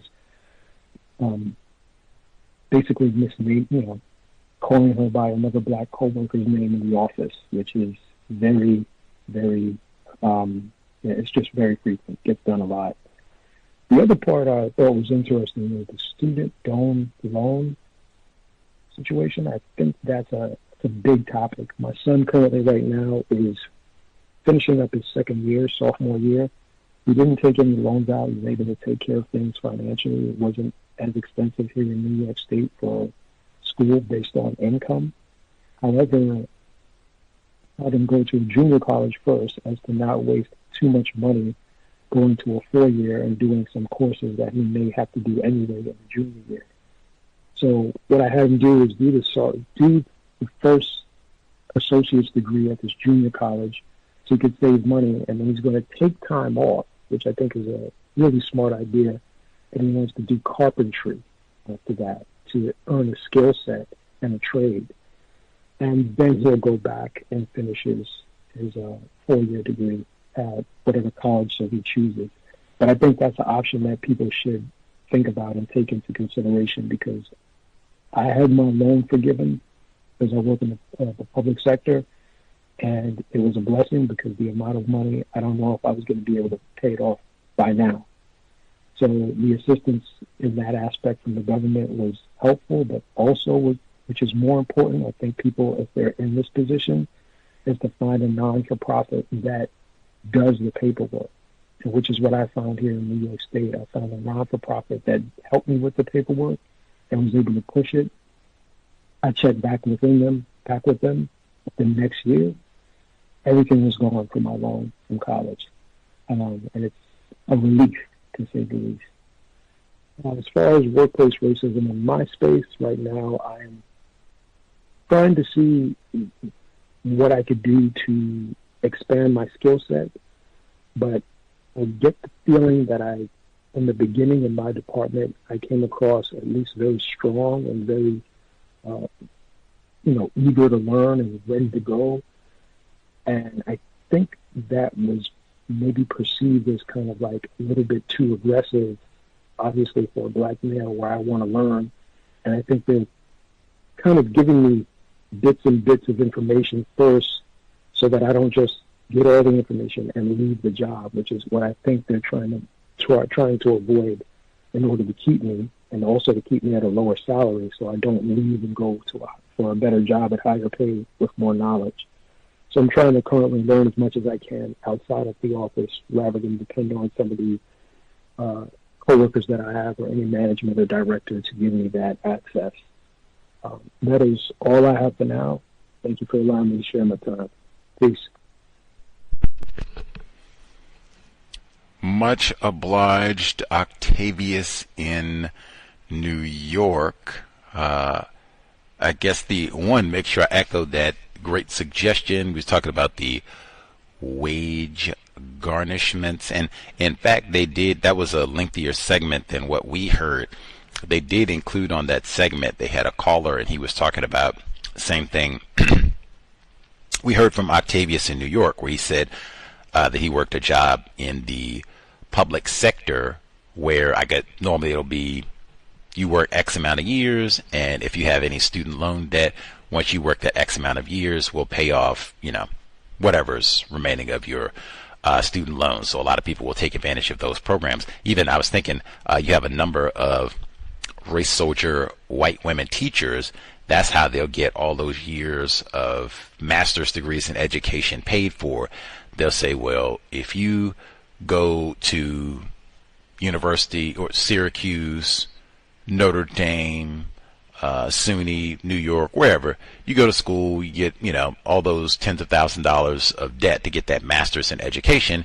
If you go to Baltimore and you go to Harlem and you teach little Leroy for 5 years, boop, we'll wipe all that debt. And they'll go and do that, practice racism, and put little Leroy in the restraining room, and all the rest of it suspended. And then after 5 years, they can dip, all their loans paid for, and great education career all paid.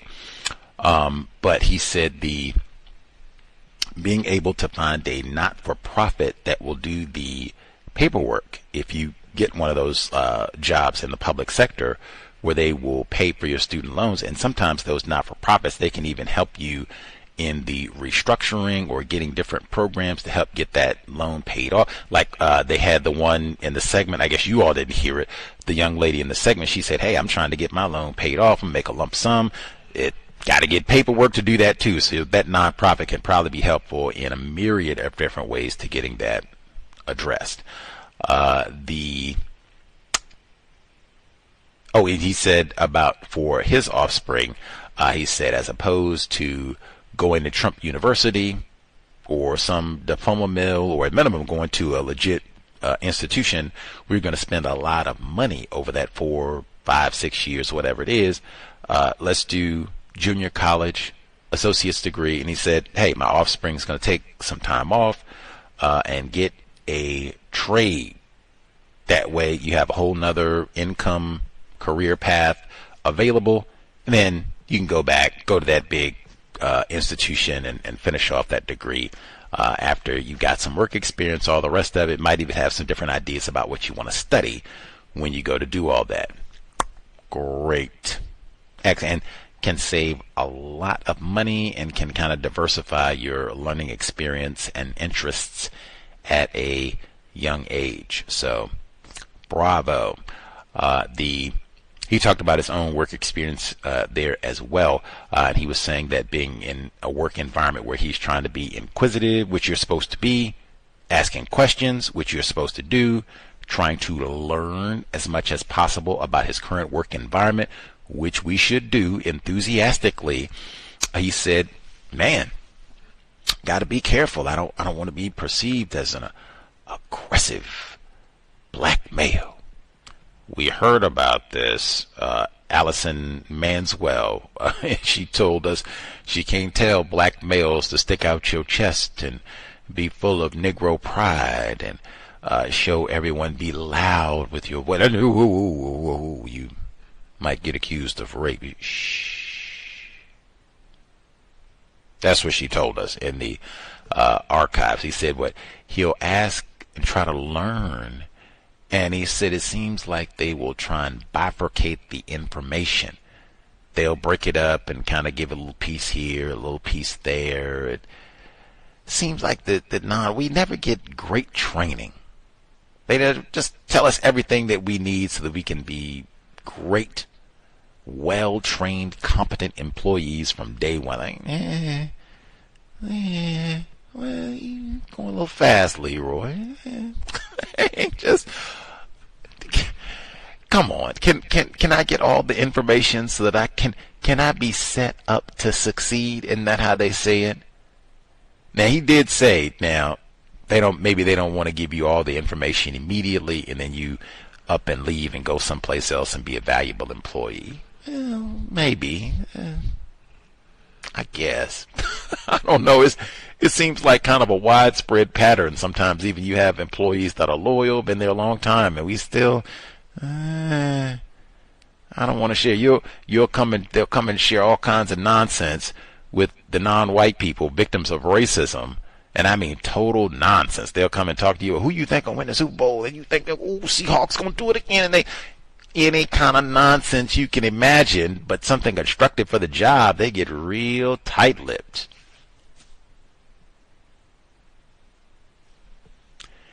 Keep asking questions. That's what I do. Not be deterred. Keep asking questions until you get things answered correctly. I think that's the best way. I was inquisitive. Not aggressive, inquisitive, trying to learn so that I could do a great job, be competent, be a valued member of the organization for a long time, and well compensated too. Keep asking questions, even if you can find folks who answer your questions accurately every time and quickly too, where they don't waste a whole lot of time. Those would be valuable resources. So see if you can track those folks down. Much obliged for your patience. Thank you for sharing, Octavius in New York, Bay Area. Mommy, hopefully feeling way better this week, should be with us as well. Thank you. Yes.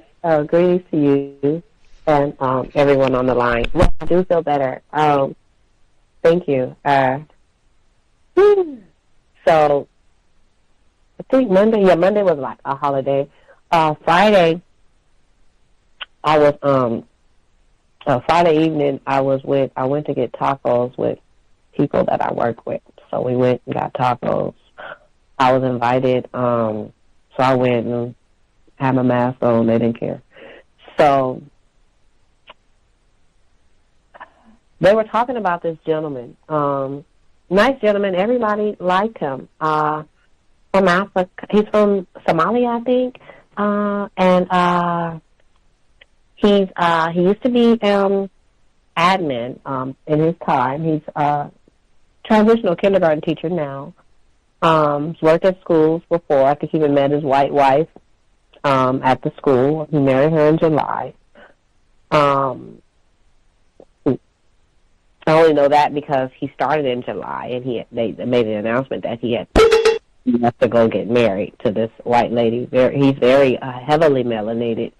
He was like about 5'4", and she's a very pale white woman. No, not I'm not angry or anything. Just sharing.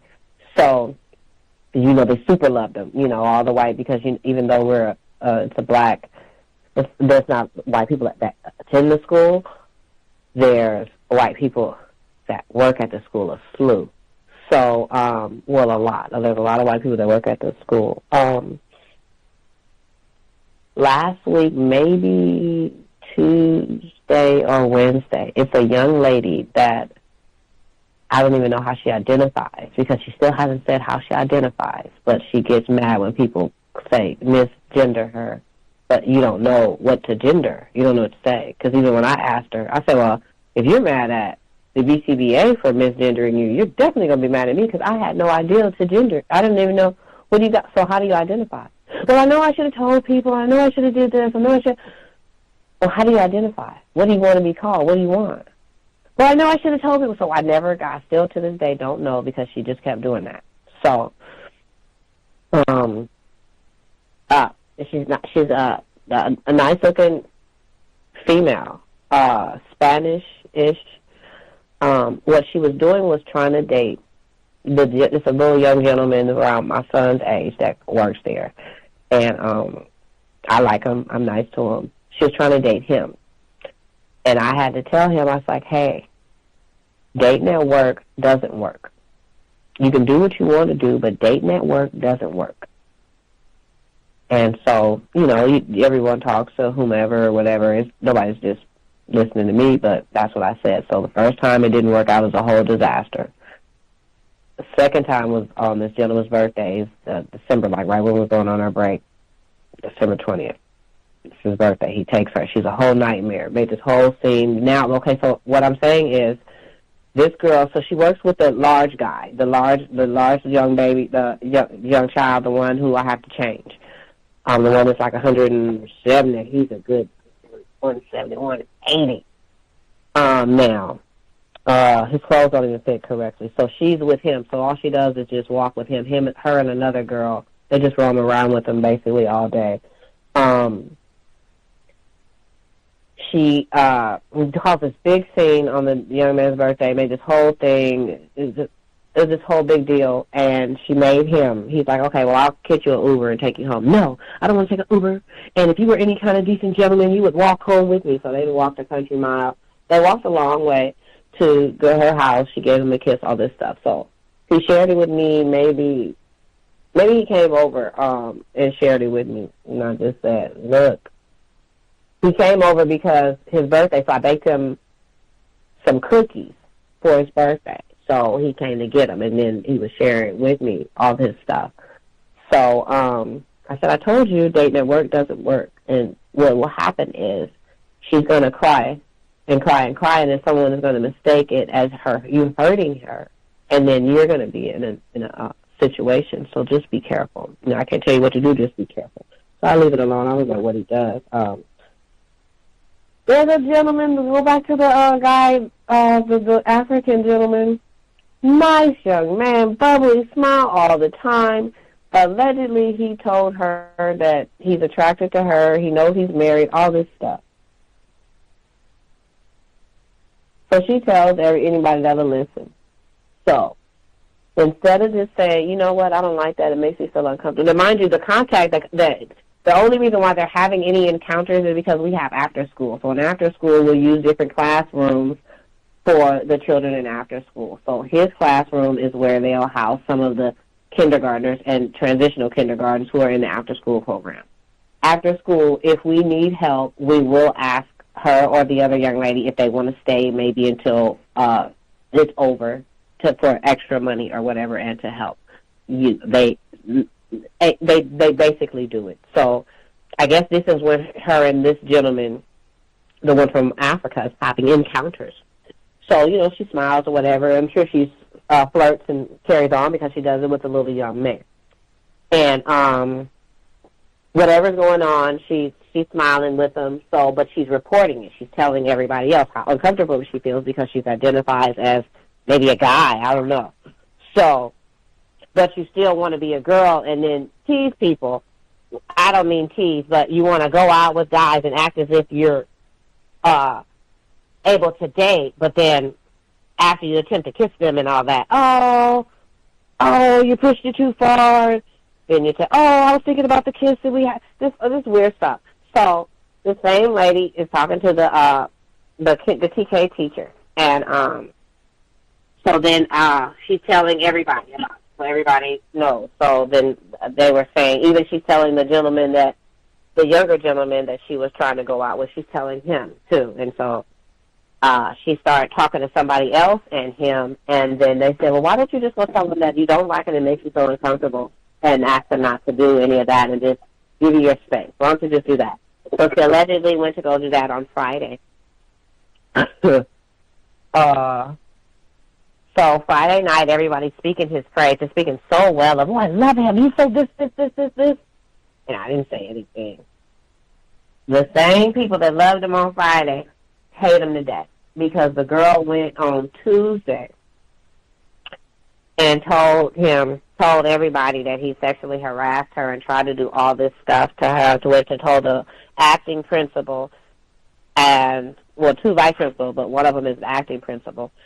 So the next day, it was yesterday, they had a meeting.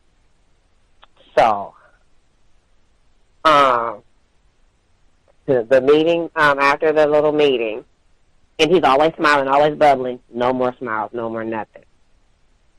So I saw him and I said, hey, I appreciate what you do. Maybe you don't need to be as friendly because the culture here is a little different, but I appreciate what you do. Do what you do with the kids, because he's a good instructor. And he just looked, he's like, thank you so much. But everybody else treats him like he's trying to assault him, like he's going to, just rape him. And I don't like that. I don't like it. I just don't like that because not like I'm fighting anybody about it, but just personally, it's a bother. So after school, because of course it's gossip now. So after school, we're talking about it, and I guess the conclusion is instead of having him. So what he told, here's the deal: he has to. If she comes, say for instance, she's going to help after school in TK, he has to leave his classroom. He must immediately leave once she comes in. He can't be around her. And just for extra, that goes, they're going to put it's a report that goes in his file as well that says that crap. I'm not saying, he didn't, he should have did this or should have did this. I just wish it wouldn't have turned into gossip like that to where the whole school knows. And I kind of also wish that she wouldn't have just reported them. You just talk to him first, right? Just like how they have the kids resolve their issues first amongst themselves. And then if you need help, you get help. But that didn't happen. So no big deal. I stay away from this person. I speak, hi, how you doing? And I go on about my business. I don't fool with any of them. But come today, this gentleman, he doesn't even do the morning meetings anymore that we have after we have morning huddles when school starts, right before the kids, you need to get the kids. It's like a huddle. He doesn't come to that. He's very distant. And I saw him today. So I was just like, hi, you got this. And that was it. And then he's like, thank you so much. And I probably don't have to say anything to him. I don't care. My whole thing is, it's a lot of creeps. It's a lot of creeps. We got a guy that identifies as a lady at the school changing diapers of a little girl in a wheelchair. You got a lot of creepy stuff that goes on at that school, right? I think that's why the little girls don't even go to the school anymore, because once the parents put together that there's a man in a dress taking care of their daughter that can't speak English or walk or talk, really. She doesn't speak any English. She doesn't speak. So just that kind of stuff. I just wish, no big deal, but I do appreciate that at least in after school when the girl comes, if she comes, the decision was made for her to go in another room. and work with other kids, because you can place her anywhere, even if you pull one of us to go into TK, so she can go into another room, so he's not pushed out of his classroom because she wants to pop in there. And she was gleaming about this. She was gleaming about him getting into trouble. Even when she talked to him on Friday, she's like, yeah, you know that's wrong, right? You know that's wrong what you're doing, right? You know that's wrong, right? And you don't want me to report you, right? You don't want me to tell, right? He's like, no, please. And then she's like, yeah, I'm still going to do it. And then sure enough, Tuesday, she still did it. And he does a lot of book readings. He does a lot of stuff as far as reading and stuff. He has looks like a little channel somewhere that he does reading with kids. So and this is why you can't mess around like that at work. You keep it professional, because you can lose everything you have in one day. So I'm going to mute my line, and thank you for taking my call.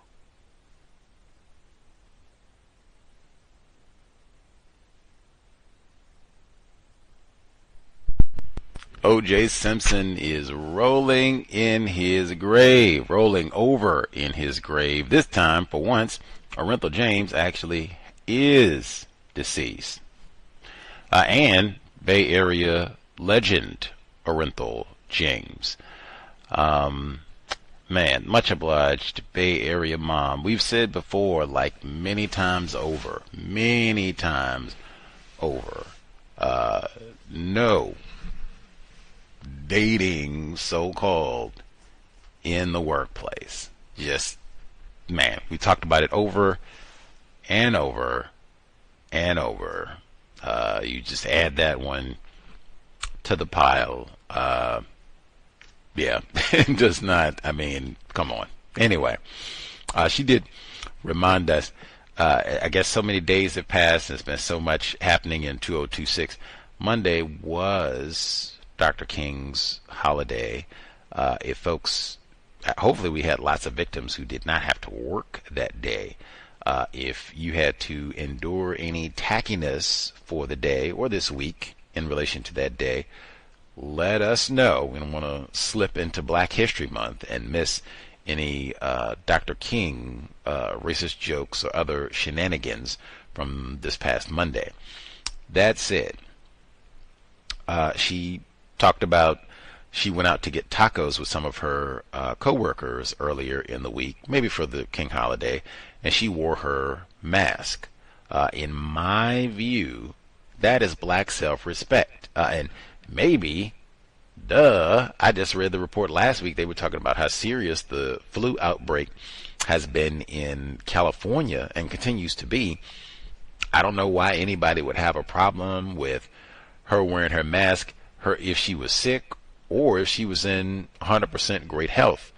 Hey, I do see the news. They've been talking about this flu thing as being pretty serious. So whatever, she can wear a mask. Hey, right on. We are around a whole lot of folks, all these little people and teachers and everybody else. So yeah, right on. No problem with that. She can wear a mask, even if they did. So what? Safety first. Take care of your own safety. Let's see. She said they got the black male there, and he is, I guess he was born in the area known as Somalia, and he's in a tragic arrangement, white female. I said, oh man, I don't know what his experience is there with all the attention. Now, obviously they're not in Minnesota, but man, it's been so much attention with President Trump. You don't want no good Somalis. Get out of here. I don't know what his experience has been in the school or at home with, cowbell, but man, that if anything, and I'm not saying he did anything correct, that would be another reason why I'm, majorly on the workplace is not really about your personal experience and broadcasting who you're married to and your children and all this. Just even like his situation, our Somalian privileged black brother, man, You have no idea. Now, what are the white people there who, they hate this? You are a Somalian rapist. You know, where is President Trump? Where is the journalist to find out that you've been defrauding the daycare out here on the West Coast? We can get rid of you too. You have no idea, like, how many, other white people work in the building. That's what they think. Soon as they see all that, the wedding photo or anything, that's what they think immediately. and that's what they're going to be gossiping about from that day forward. So, yeah, I'm a big ad. If you have an office or anything, like, hey, no publicizing, this is my wife, and none of that. Keep that to yourself. Even if you are classified as black, she is classified as black, you're both non-white, whatever. That is nothing to advertise. Let's just stay focused on the work we are doing and get to it. Let's see. Then, importantly, she said the young lady was going to talk about her gender classification, and I guess she had charged someone with misgendering her. Bay Area mom does the intelligent thing. Hey, let's nip this in the bud right now.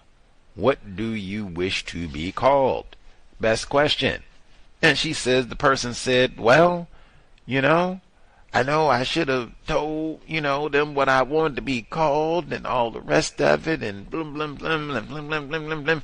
She said, well, wait a minute. Let's make sure, because I don't want to be accused of misgendering. They already got one strike on me on the misgendering. They don't want me to say I'm a recidivist. I'm a repeat offender. I just go around and misgender folks willy-nilly. What do you want to be called? Uh-oh. We get the sentence, well, I know I needed to say that and tell folks that that's real important. That's a great question you done asked it, because you got to let people know. If you don't let people know, they just call you any old thing. You can't really, it's like, man, I still ain't really, man. That C word, confusion. Fuller even said you mess around and confuse yourself. Do you know? That might even be one, because I done asked twice. Do you know what you want to be called? And you might, if the answer is no, that's okay. You let us know what you want to be called when you figure it out. In the and we might even have to come in the meantime, what do you want to be called? You just want us to stick with the name every time. We don't use no pronouns till you figure it out, and then we'll go with those. You're going to make up some pronouns. We just use the name every time, and we'll use they. They say that's supposed to be just the good for everybody. They confused and, all that. They and your name. We'll do that every time, and then it won't be no misgendering. But that, man, Fuller said, confusion. Get you confused about paying your student loans, confused about your genitals, confused about if you're going to have a job, confusion. One of them, it seemed like it shouldn't be no confusion. I expect the, student loan, I expect that to be kind of, a labyrinth. But dang, whew. Let's see. Speaking of the genitals,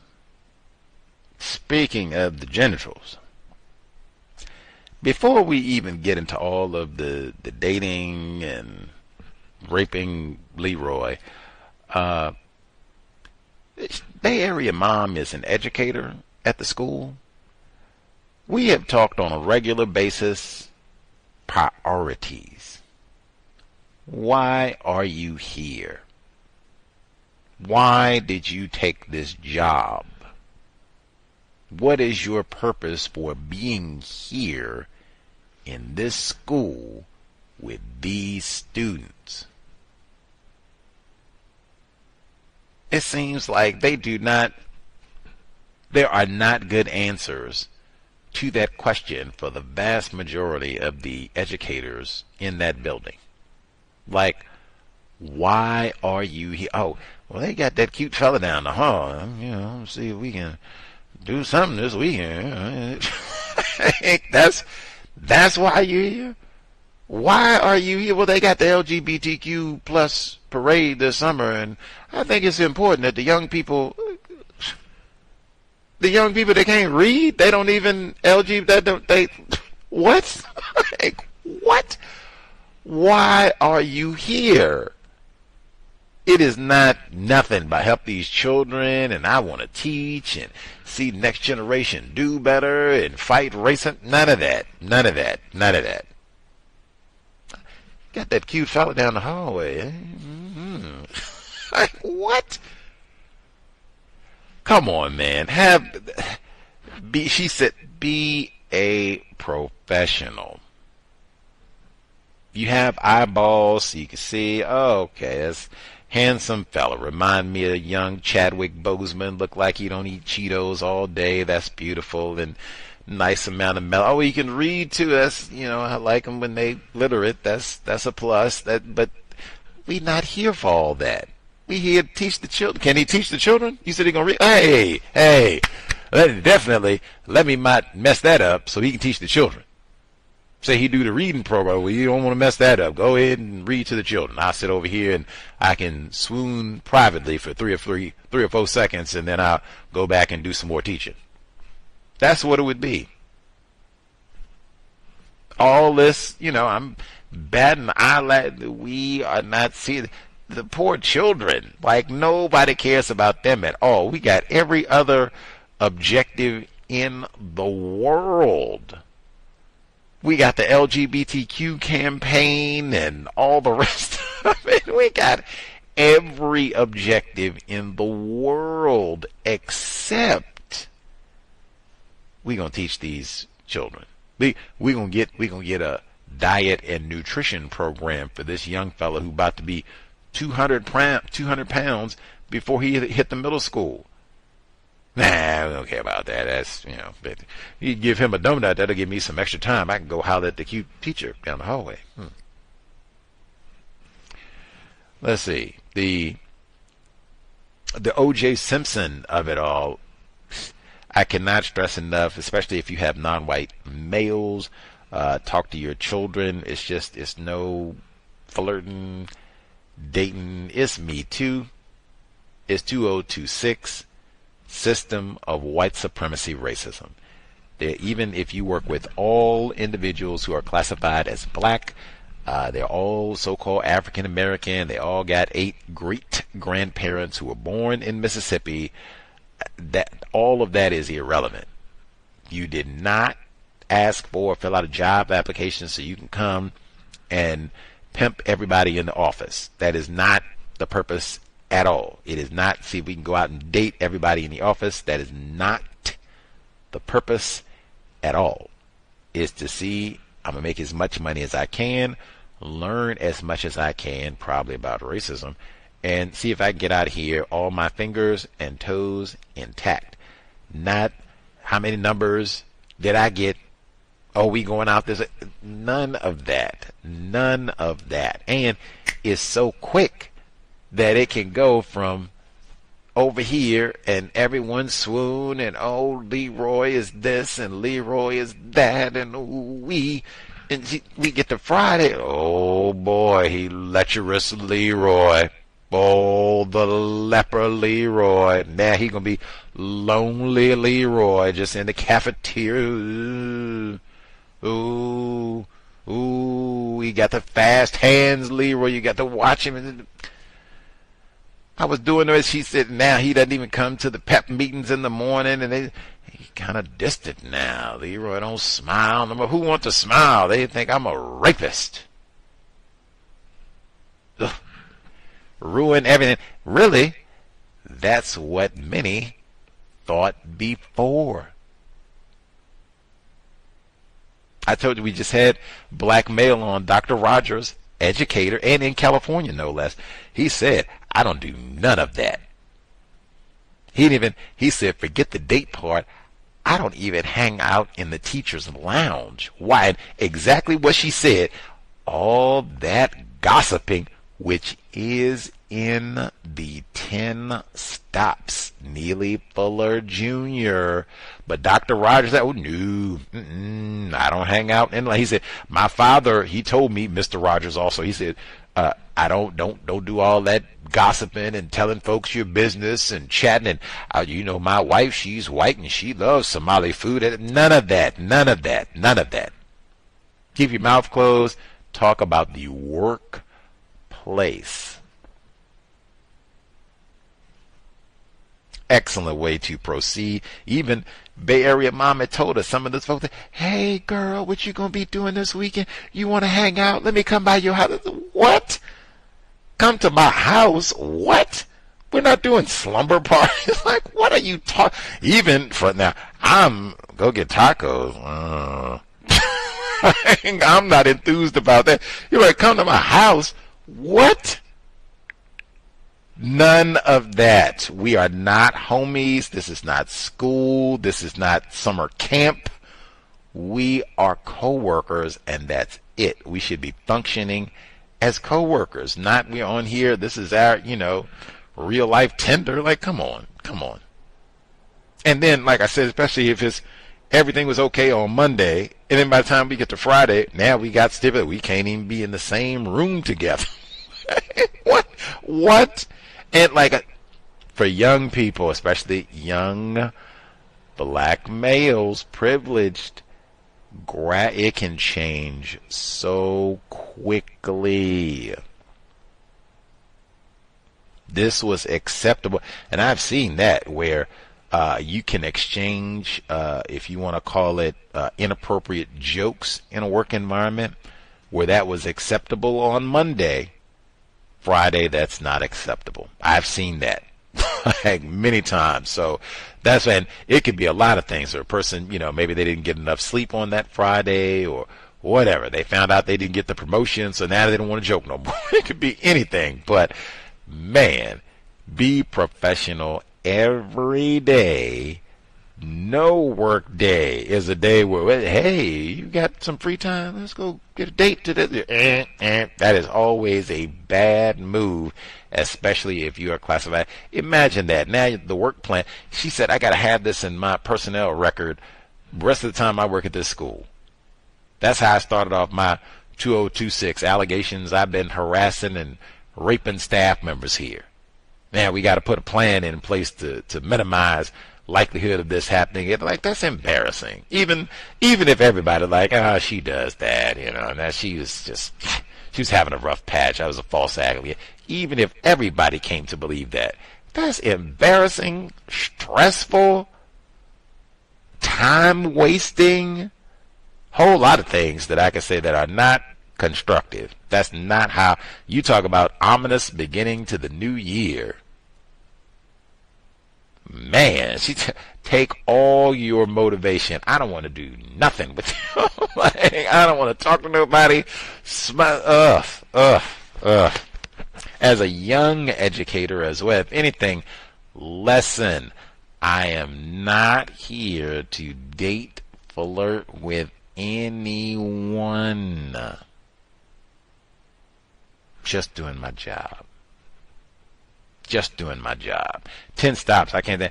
Even that. I mean, if I did think he did something incorrect, and she said, hey, I wasn't there and I don't know what happened. Even if I did think something incorrect happened, is that something for the gossip line? That seems really serious. Have we taken all steps to make sure this is not going to happen in the future? We make sure to nip that dating thing in the bud.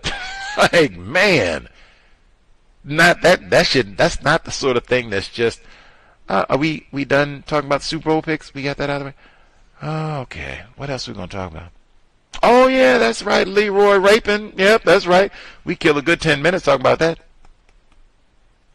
And that's a lot of what it is. It's not in the spirit of solving problems and making sure that we have a safe work environment. A whole lot of the talk is just, I knew Leroy was a rapist. I seen it in his eye. He got them dirty fingernails. He looked like he got that rape type in him. See, all that sort of nonsense. We sit around text message and all the rest of it. And so, hey, Leroy, good to see you. Each other. Fake and racist. No dating in the workplace.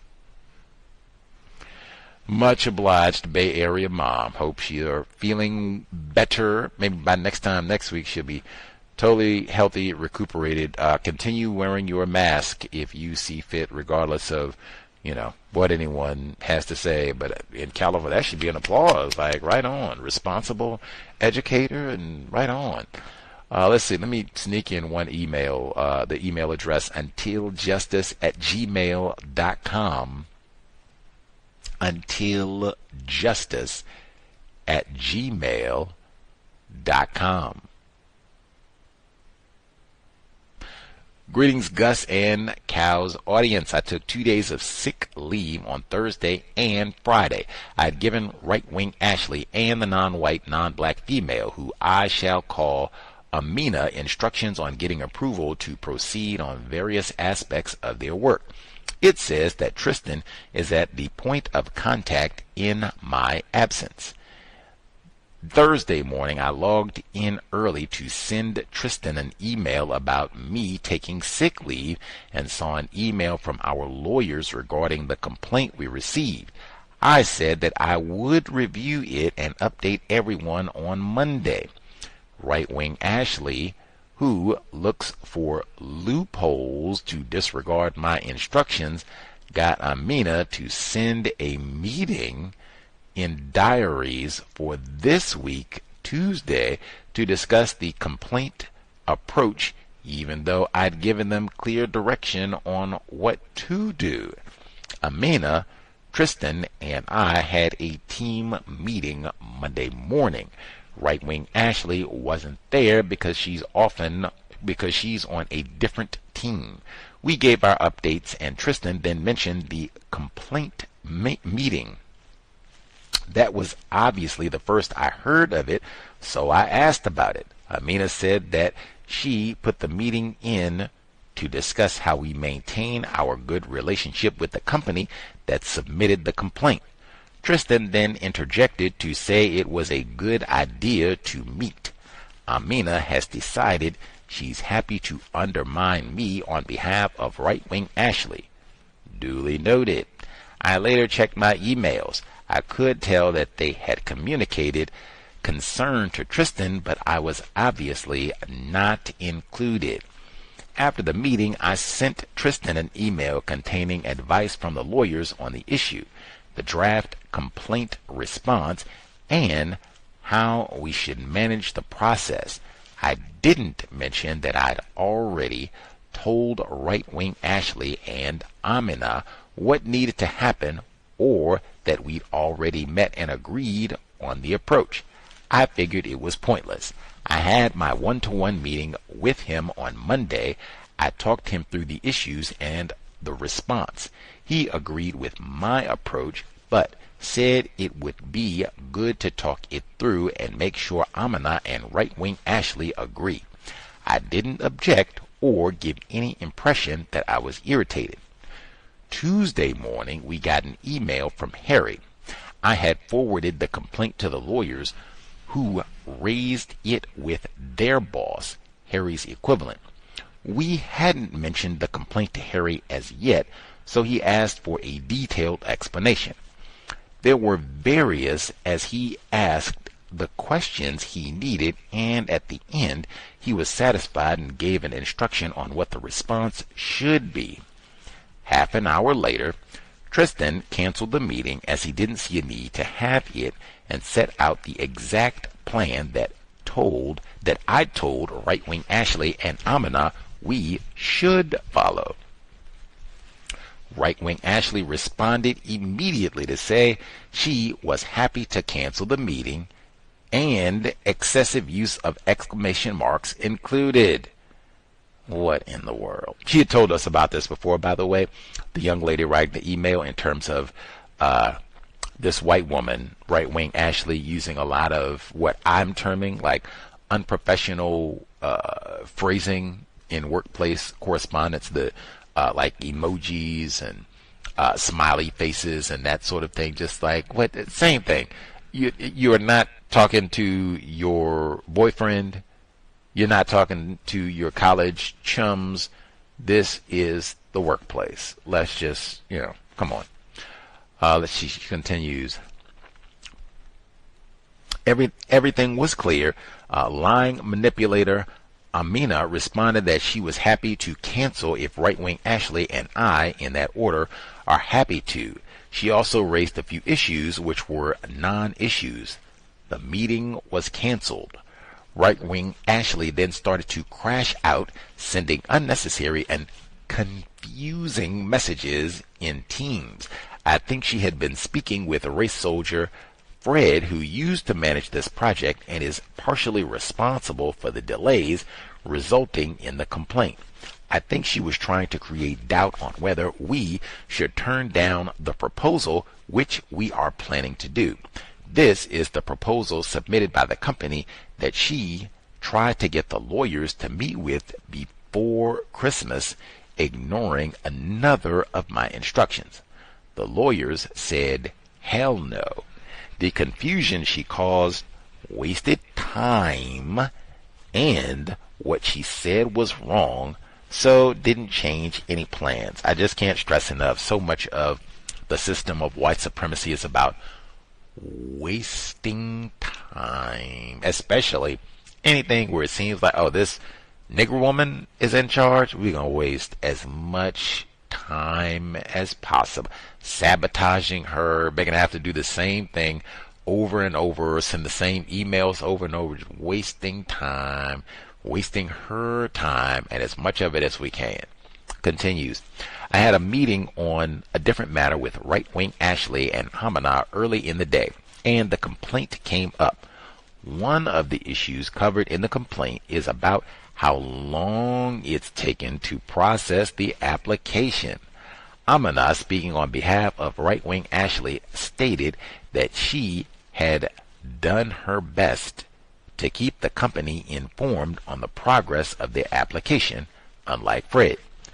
Right-wing Ashley then stated that she was concerned because in earlier letters to the company, we had challenged her because the letters I've approved said nothing of the sort, which is what I told her. She then corrected herself. No, the letters do not actually say that, but it's implied. I think a lawyer would beg to differ. She then started to trash the lawyers, claiming they are now raising issues that were not previously flagged. I didn't entertain her nonsense and changed the subject. She didn't quite confess, and I'm not playing Mammy to be racist heifer, nor am I going to allow her to reveal her misdemeanors to me, thereby implicating me in any way. We met with the lawyers this morning. The complaint was discussed. Right-wing Ashley, whose anxiety level is clearly high, said she's concerned that the company could submit a FOIA request and we'd have to reveal all our emails.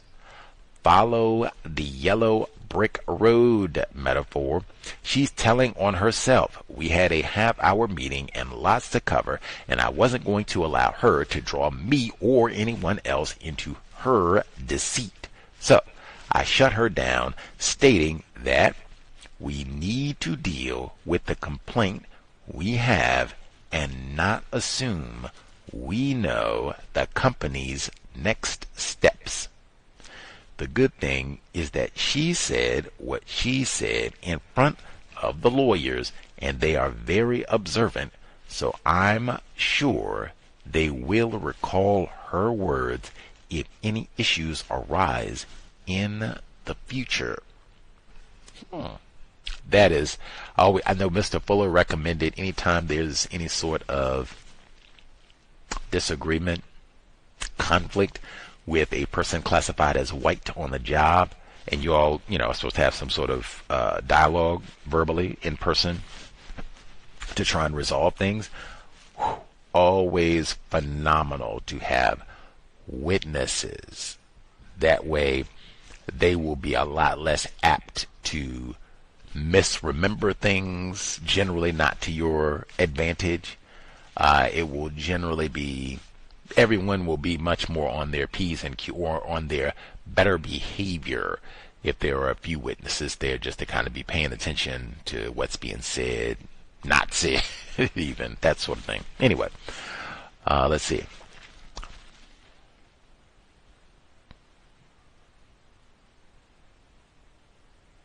P.S. We didn't go to mediation. The racist Klan tried to get me to do mediation to resolve the conflict that right-wing Ashley and I are in. I asked them to get right-wing Ashley to set out the details of our alleged conflict in writing. I've heard nothing about it since then. Agreeing to mediation would mean agreeing I'm in conflict I know nothing about. No, sir.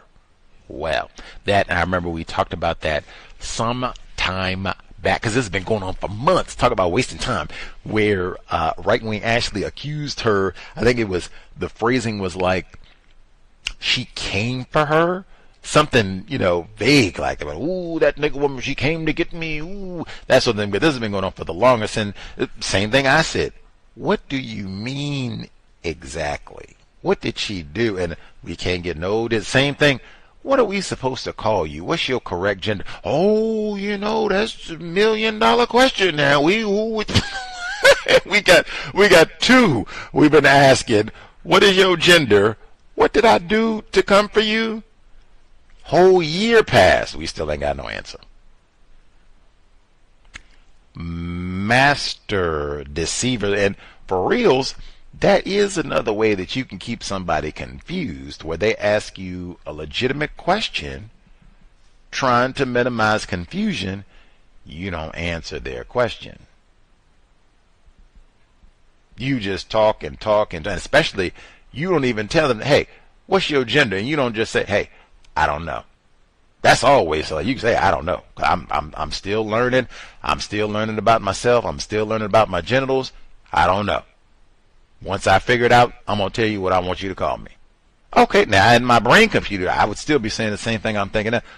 Lord, man, worthy of great pity. That is us. We don't even know what to do with our genitals. I'd be saying all that in my mind. I wouldn't say that to him, but I'd be saying the same thing that I'm saying now with all that we got. You just talking and talking and talking. You can't even just say, I don't know. Pitiful. And then the same thing.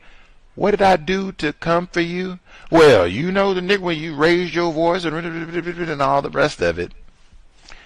We still ain't. I don't even know if she even said that much. I might be lying. I don't even think she said that much. That she raised. We didn't even get that far. We didn't even get that far. That would be a world of progress if we at least got that. Because then, see, if you got recording and all, and I think there was a witness, so it would just be, hey, did she raise her voice? Yes or no? And we could squash all, but I don't even think we got that much. Master deceivers. Somebody asks you a question, you just talk and talk and talk and talk and talk and talk and talk and talk and talk. You don't give them no answer. Let's see. Mediation. Yeah, that's a good job. Good job. No media could do it. Then they just waste more time and probably find a way to blame you and say that you did do something to come for her, whatever that means, or however you aggressed against this lazy white heifer. Anywho, the email, untiljustice@gmail.com. The number again, 720-716-7300. The code 564943 pound. Press star 61 if you would like to participate. About 5 minutes, hand up. Don't wait till the last moment if you have questions, observations, suggestions to share. We don't have any folks who got a job offer rescinded. As I said last week, I have had that happen. I think that probably is more widespread than we think, whatever the case may be. But if you hear the archives, what have you, like I said, I know that's not something to stick your chest out with pride, but you don't have to give us the details. I suspect you probably have a lot of victims where they've had a job offer rescinded where they did nothing incorrect. It was just, racists, Elon Musk and Doge. Maybe somebody a white person embezzled the funds, so they really can't hire, or they have to freeze hiring for a little while till they get that money back, whatever. But I suspect it is probably a little more common than we know. But let us know if you hear the archive, what have you, if you got a job offer rescinded. Just trying to investigate. Let's see. I'll check and see if other folks dialed in with a hand up. I think I had mentioned privileged black male tumbling dice should be with us as well. If you have commentary, proceed. Hi, good evening, Gus. I was just listening to what the Bay Area mom was saying, and what had happened to me a couple of years ago when I first started the same school district that keeps harassing me and blaming me for stuff. I think it was back in 2013. I was, me and like 2 or 3 coworkers were washing a bus, but one of the ladies was female, and she told me what her name was. So I said, "Oh, that's a very nice name." Well, she took that one statement and went to my supervisor and said that I was sexually harassing her, and then she got other people to lie for her, to say that to back her story up, and this was a big drawn-out deal because both school districts, all these school districts, they got a legal department, so they got the legal department involved. So the superintendent at the time, he lied to me. He said that, "Oh, you're on your own. We don't have nothing to do with you because you violated district code." But I did my research and I found out that the school district, they had to provide me with an attorney. So when I told him that, like within an hour or 2 hours, I had the legal department call me and said, "I am the attorney assigned to you." So after the attorney met with me, I told the attorney what happened. So the attorney told the school district, "Well, we're gonna fight this case because this guy is innocent. He didn't do nothing wrong." But I say that to say this: I could after that happened to me, I never talked to no one anymore up to this day. I really don't talk to my coworkers or have any kind of interaction with them because of that one incident. And it's a lonely feeling, It's a bad feeling when you've been accused of any type of sexual stuff. It's a bad feeling. It took me a while for me to get over that stuff, but I know how that guy feels, and he should never talk to any of them females there again. He should just go to work, do his job, and he could find another job and get out of there. Because I didn't even know a little comment like that. Just said that a name sounded really nice and it's a lovely name. That turned into a big deal, and to make the situation worse, when the attorney that they assigned to me said that he was going to take it to court and exonerate me, the district wound up paying off this lady over $20,000, and they gave her payoff money. You know what I'm saying? To not to let this go to court, but the attorney that said that he was going to exonerate me, so the district, instead of trying to go to court and clear me, they gave her $20,000. So, males that work for the school district, they got to be very careful at how they talk to these people. So that's all I got for now, Gus. Thanks for letting me share. Wow. Privileged black male tumbling dice who took out his revenge by stealing their weed whacker. I will say that is just another illustration right there, because he didn't tell us unless he left out a whole lot on the sly. He tried to get this young lady's phone number, or, your name. That's a lovely name. What's your number? Or you tried to slip and hide in her back seat and, pull something. All they say, oh, that's a nice name. Right on. Oh, my lordly rapist. I've said for a long time, no compliments on hair, jewelry, wardrobe, makeup, none of that. The only compliments are for the work. You did a great job on that report. Wow. You got the brakes changed on that bus efficiently. They work perfect. We got to that stop sign this morning. Boop. We stopped on a dime. Great job. That's compliments are for the work and nothing else. That way we don't even venture in and know, wow, you lost some weight. You didn't get no chitlins for Christmas. Nah, we didn't got it. He's sexually aroused when we got to go to nah. And some might say, that's pitiful. You can't even just, be friendly and cordial. Hey, this is the system of white supremacy racism. And we did not come to the job. Really, we didn't come to the job to make compliments. That's not, in nobody's job description. That's not a part of your workplace duties. Commenting, talking about people's hair and what. I even said for us personally, victims of racism, hey, I'm not coming on the job wearing clothes for you to compliment me. I'm not saying, look like a bum, but I'm just saying you're not going on the job. Hey, I'm going to put on my nicest outfit. Whoa, this is not what this is about at all. I am professional. I'm clean. I'm ready to work. I'm not here to draw a whole lot of attention about what I got on or my hair. Or not. All the attention should be on the work that I am doing that is for sure worthy of a raise. That's where the attention should be. Anywho, but that easy, especially privileged black male, it does not take much. Say something about somebody's name. Say something, oh, you look nice today. Up. And you heard the same result. Man, I don't talk to nobody now. I used to come in and be nice and curmudgeon. Say, I don't want to talk to them. That is, hey, system of white supremacy. We don't have quality relationships. That's what an absence of quality relationships looks like.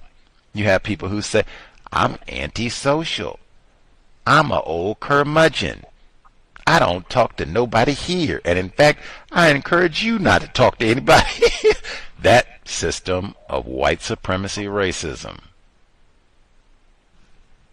Do better so we can produce justice, then we can have quality relationships. We can go to work, speak to everybody, and oh, yeah, great name, that's awesome. We can get back to work. I won't have no fear that, oh, Lord, I'm going to be a rapist before the end of the week. I'm going to have to see if I can get Johnny Cochran to come and, represent me in court or find someone similar to get me out the hoosgow. Let's see.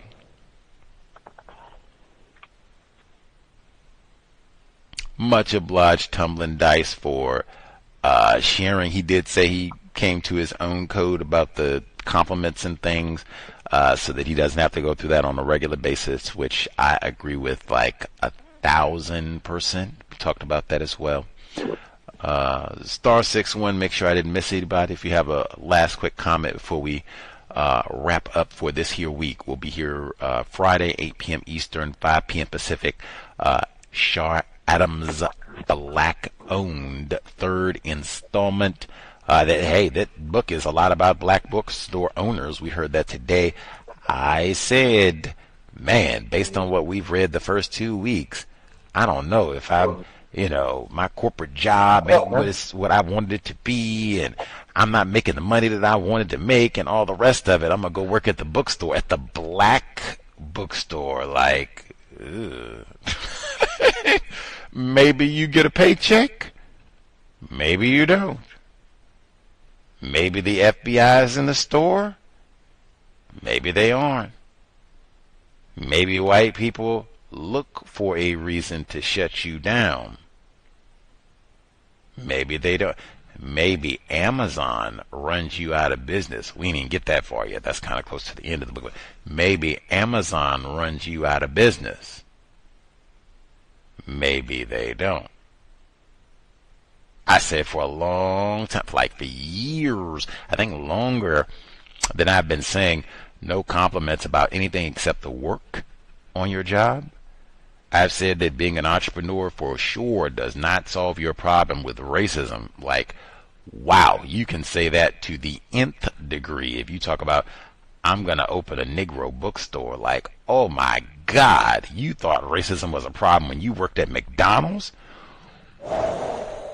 It's about to be 1 billion times worse. Once you can open the black bookstore, work at the black bookstore, just go hang out at the black bookstore. Uh-oh. You might be in trouble with white people. Installment number 3, AP. Man, every paragraph I read of that book, I am reminded, like, oh, wow. This is why Dr. Welsing said every time we had her on the program, reading is more important than watching television, and specifically reading about racism is more important than watching television. But that is tomorrow, Friday. Let's see. Do we miss anyone? Make sure before we wrap up. Got everybody?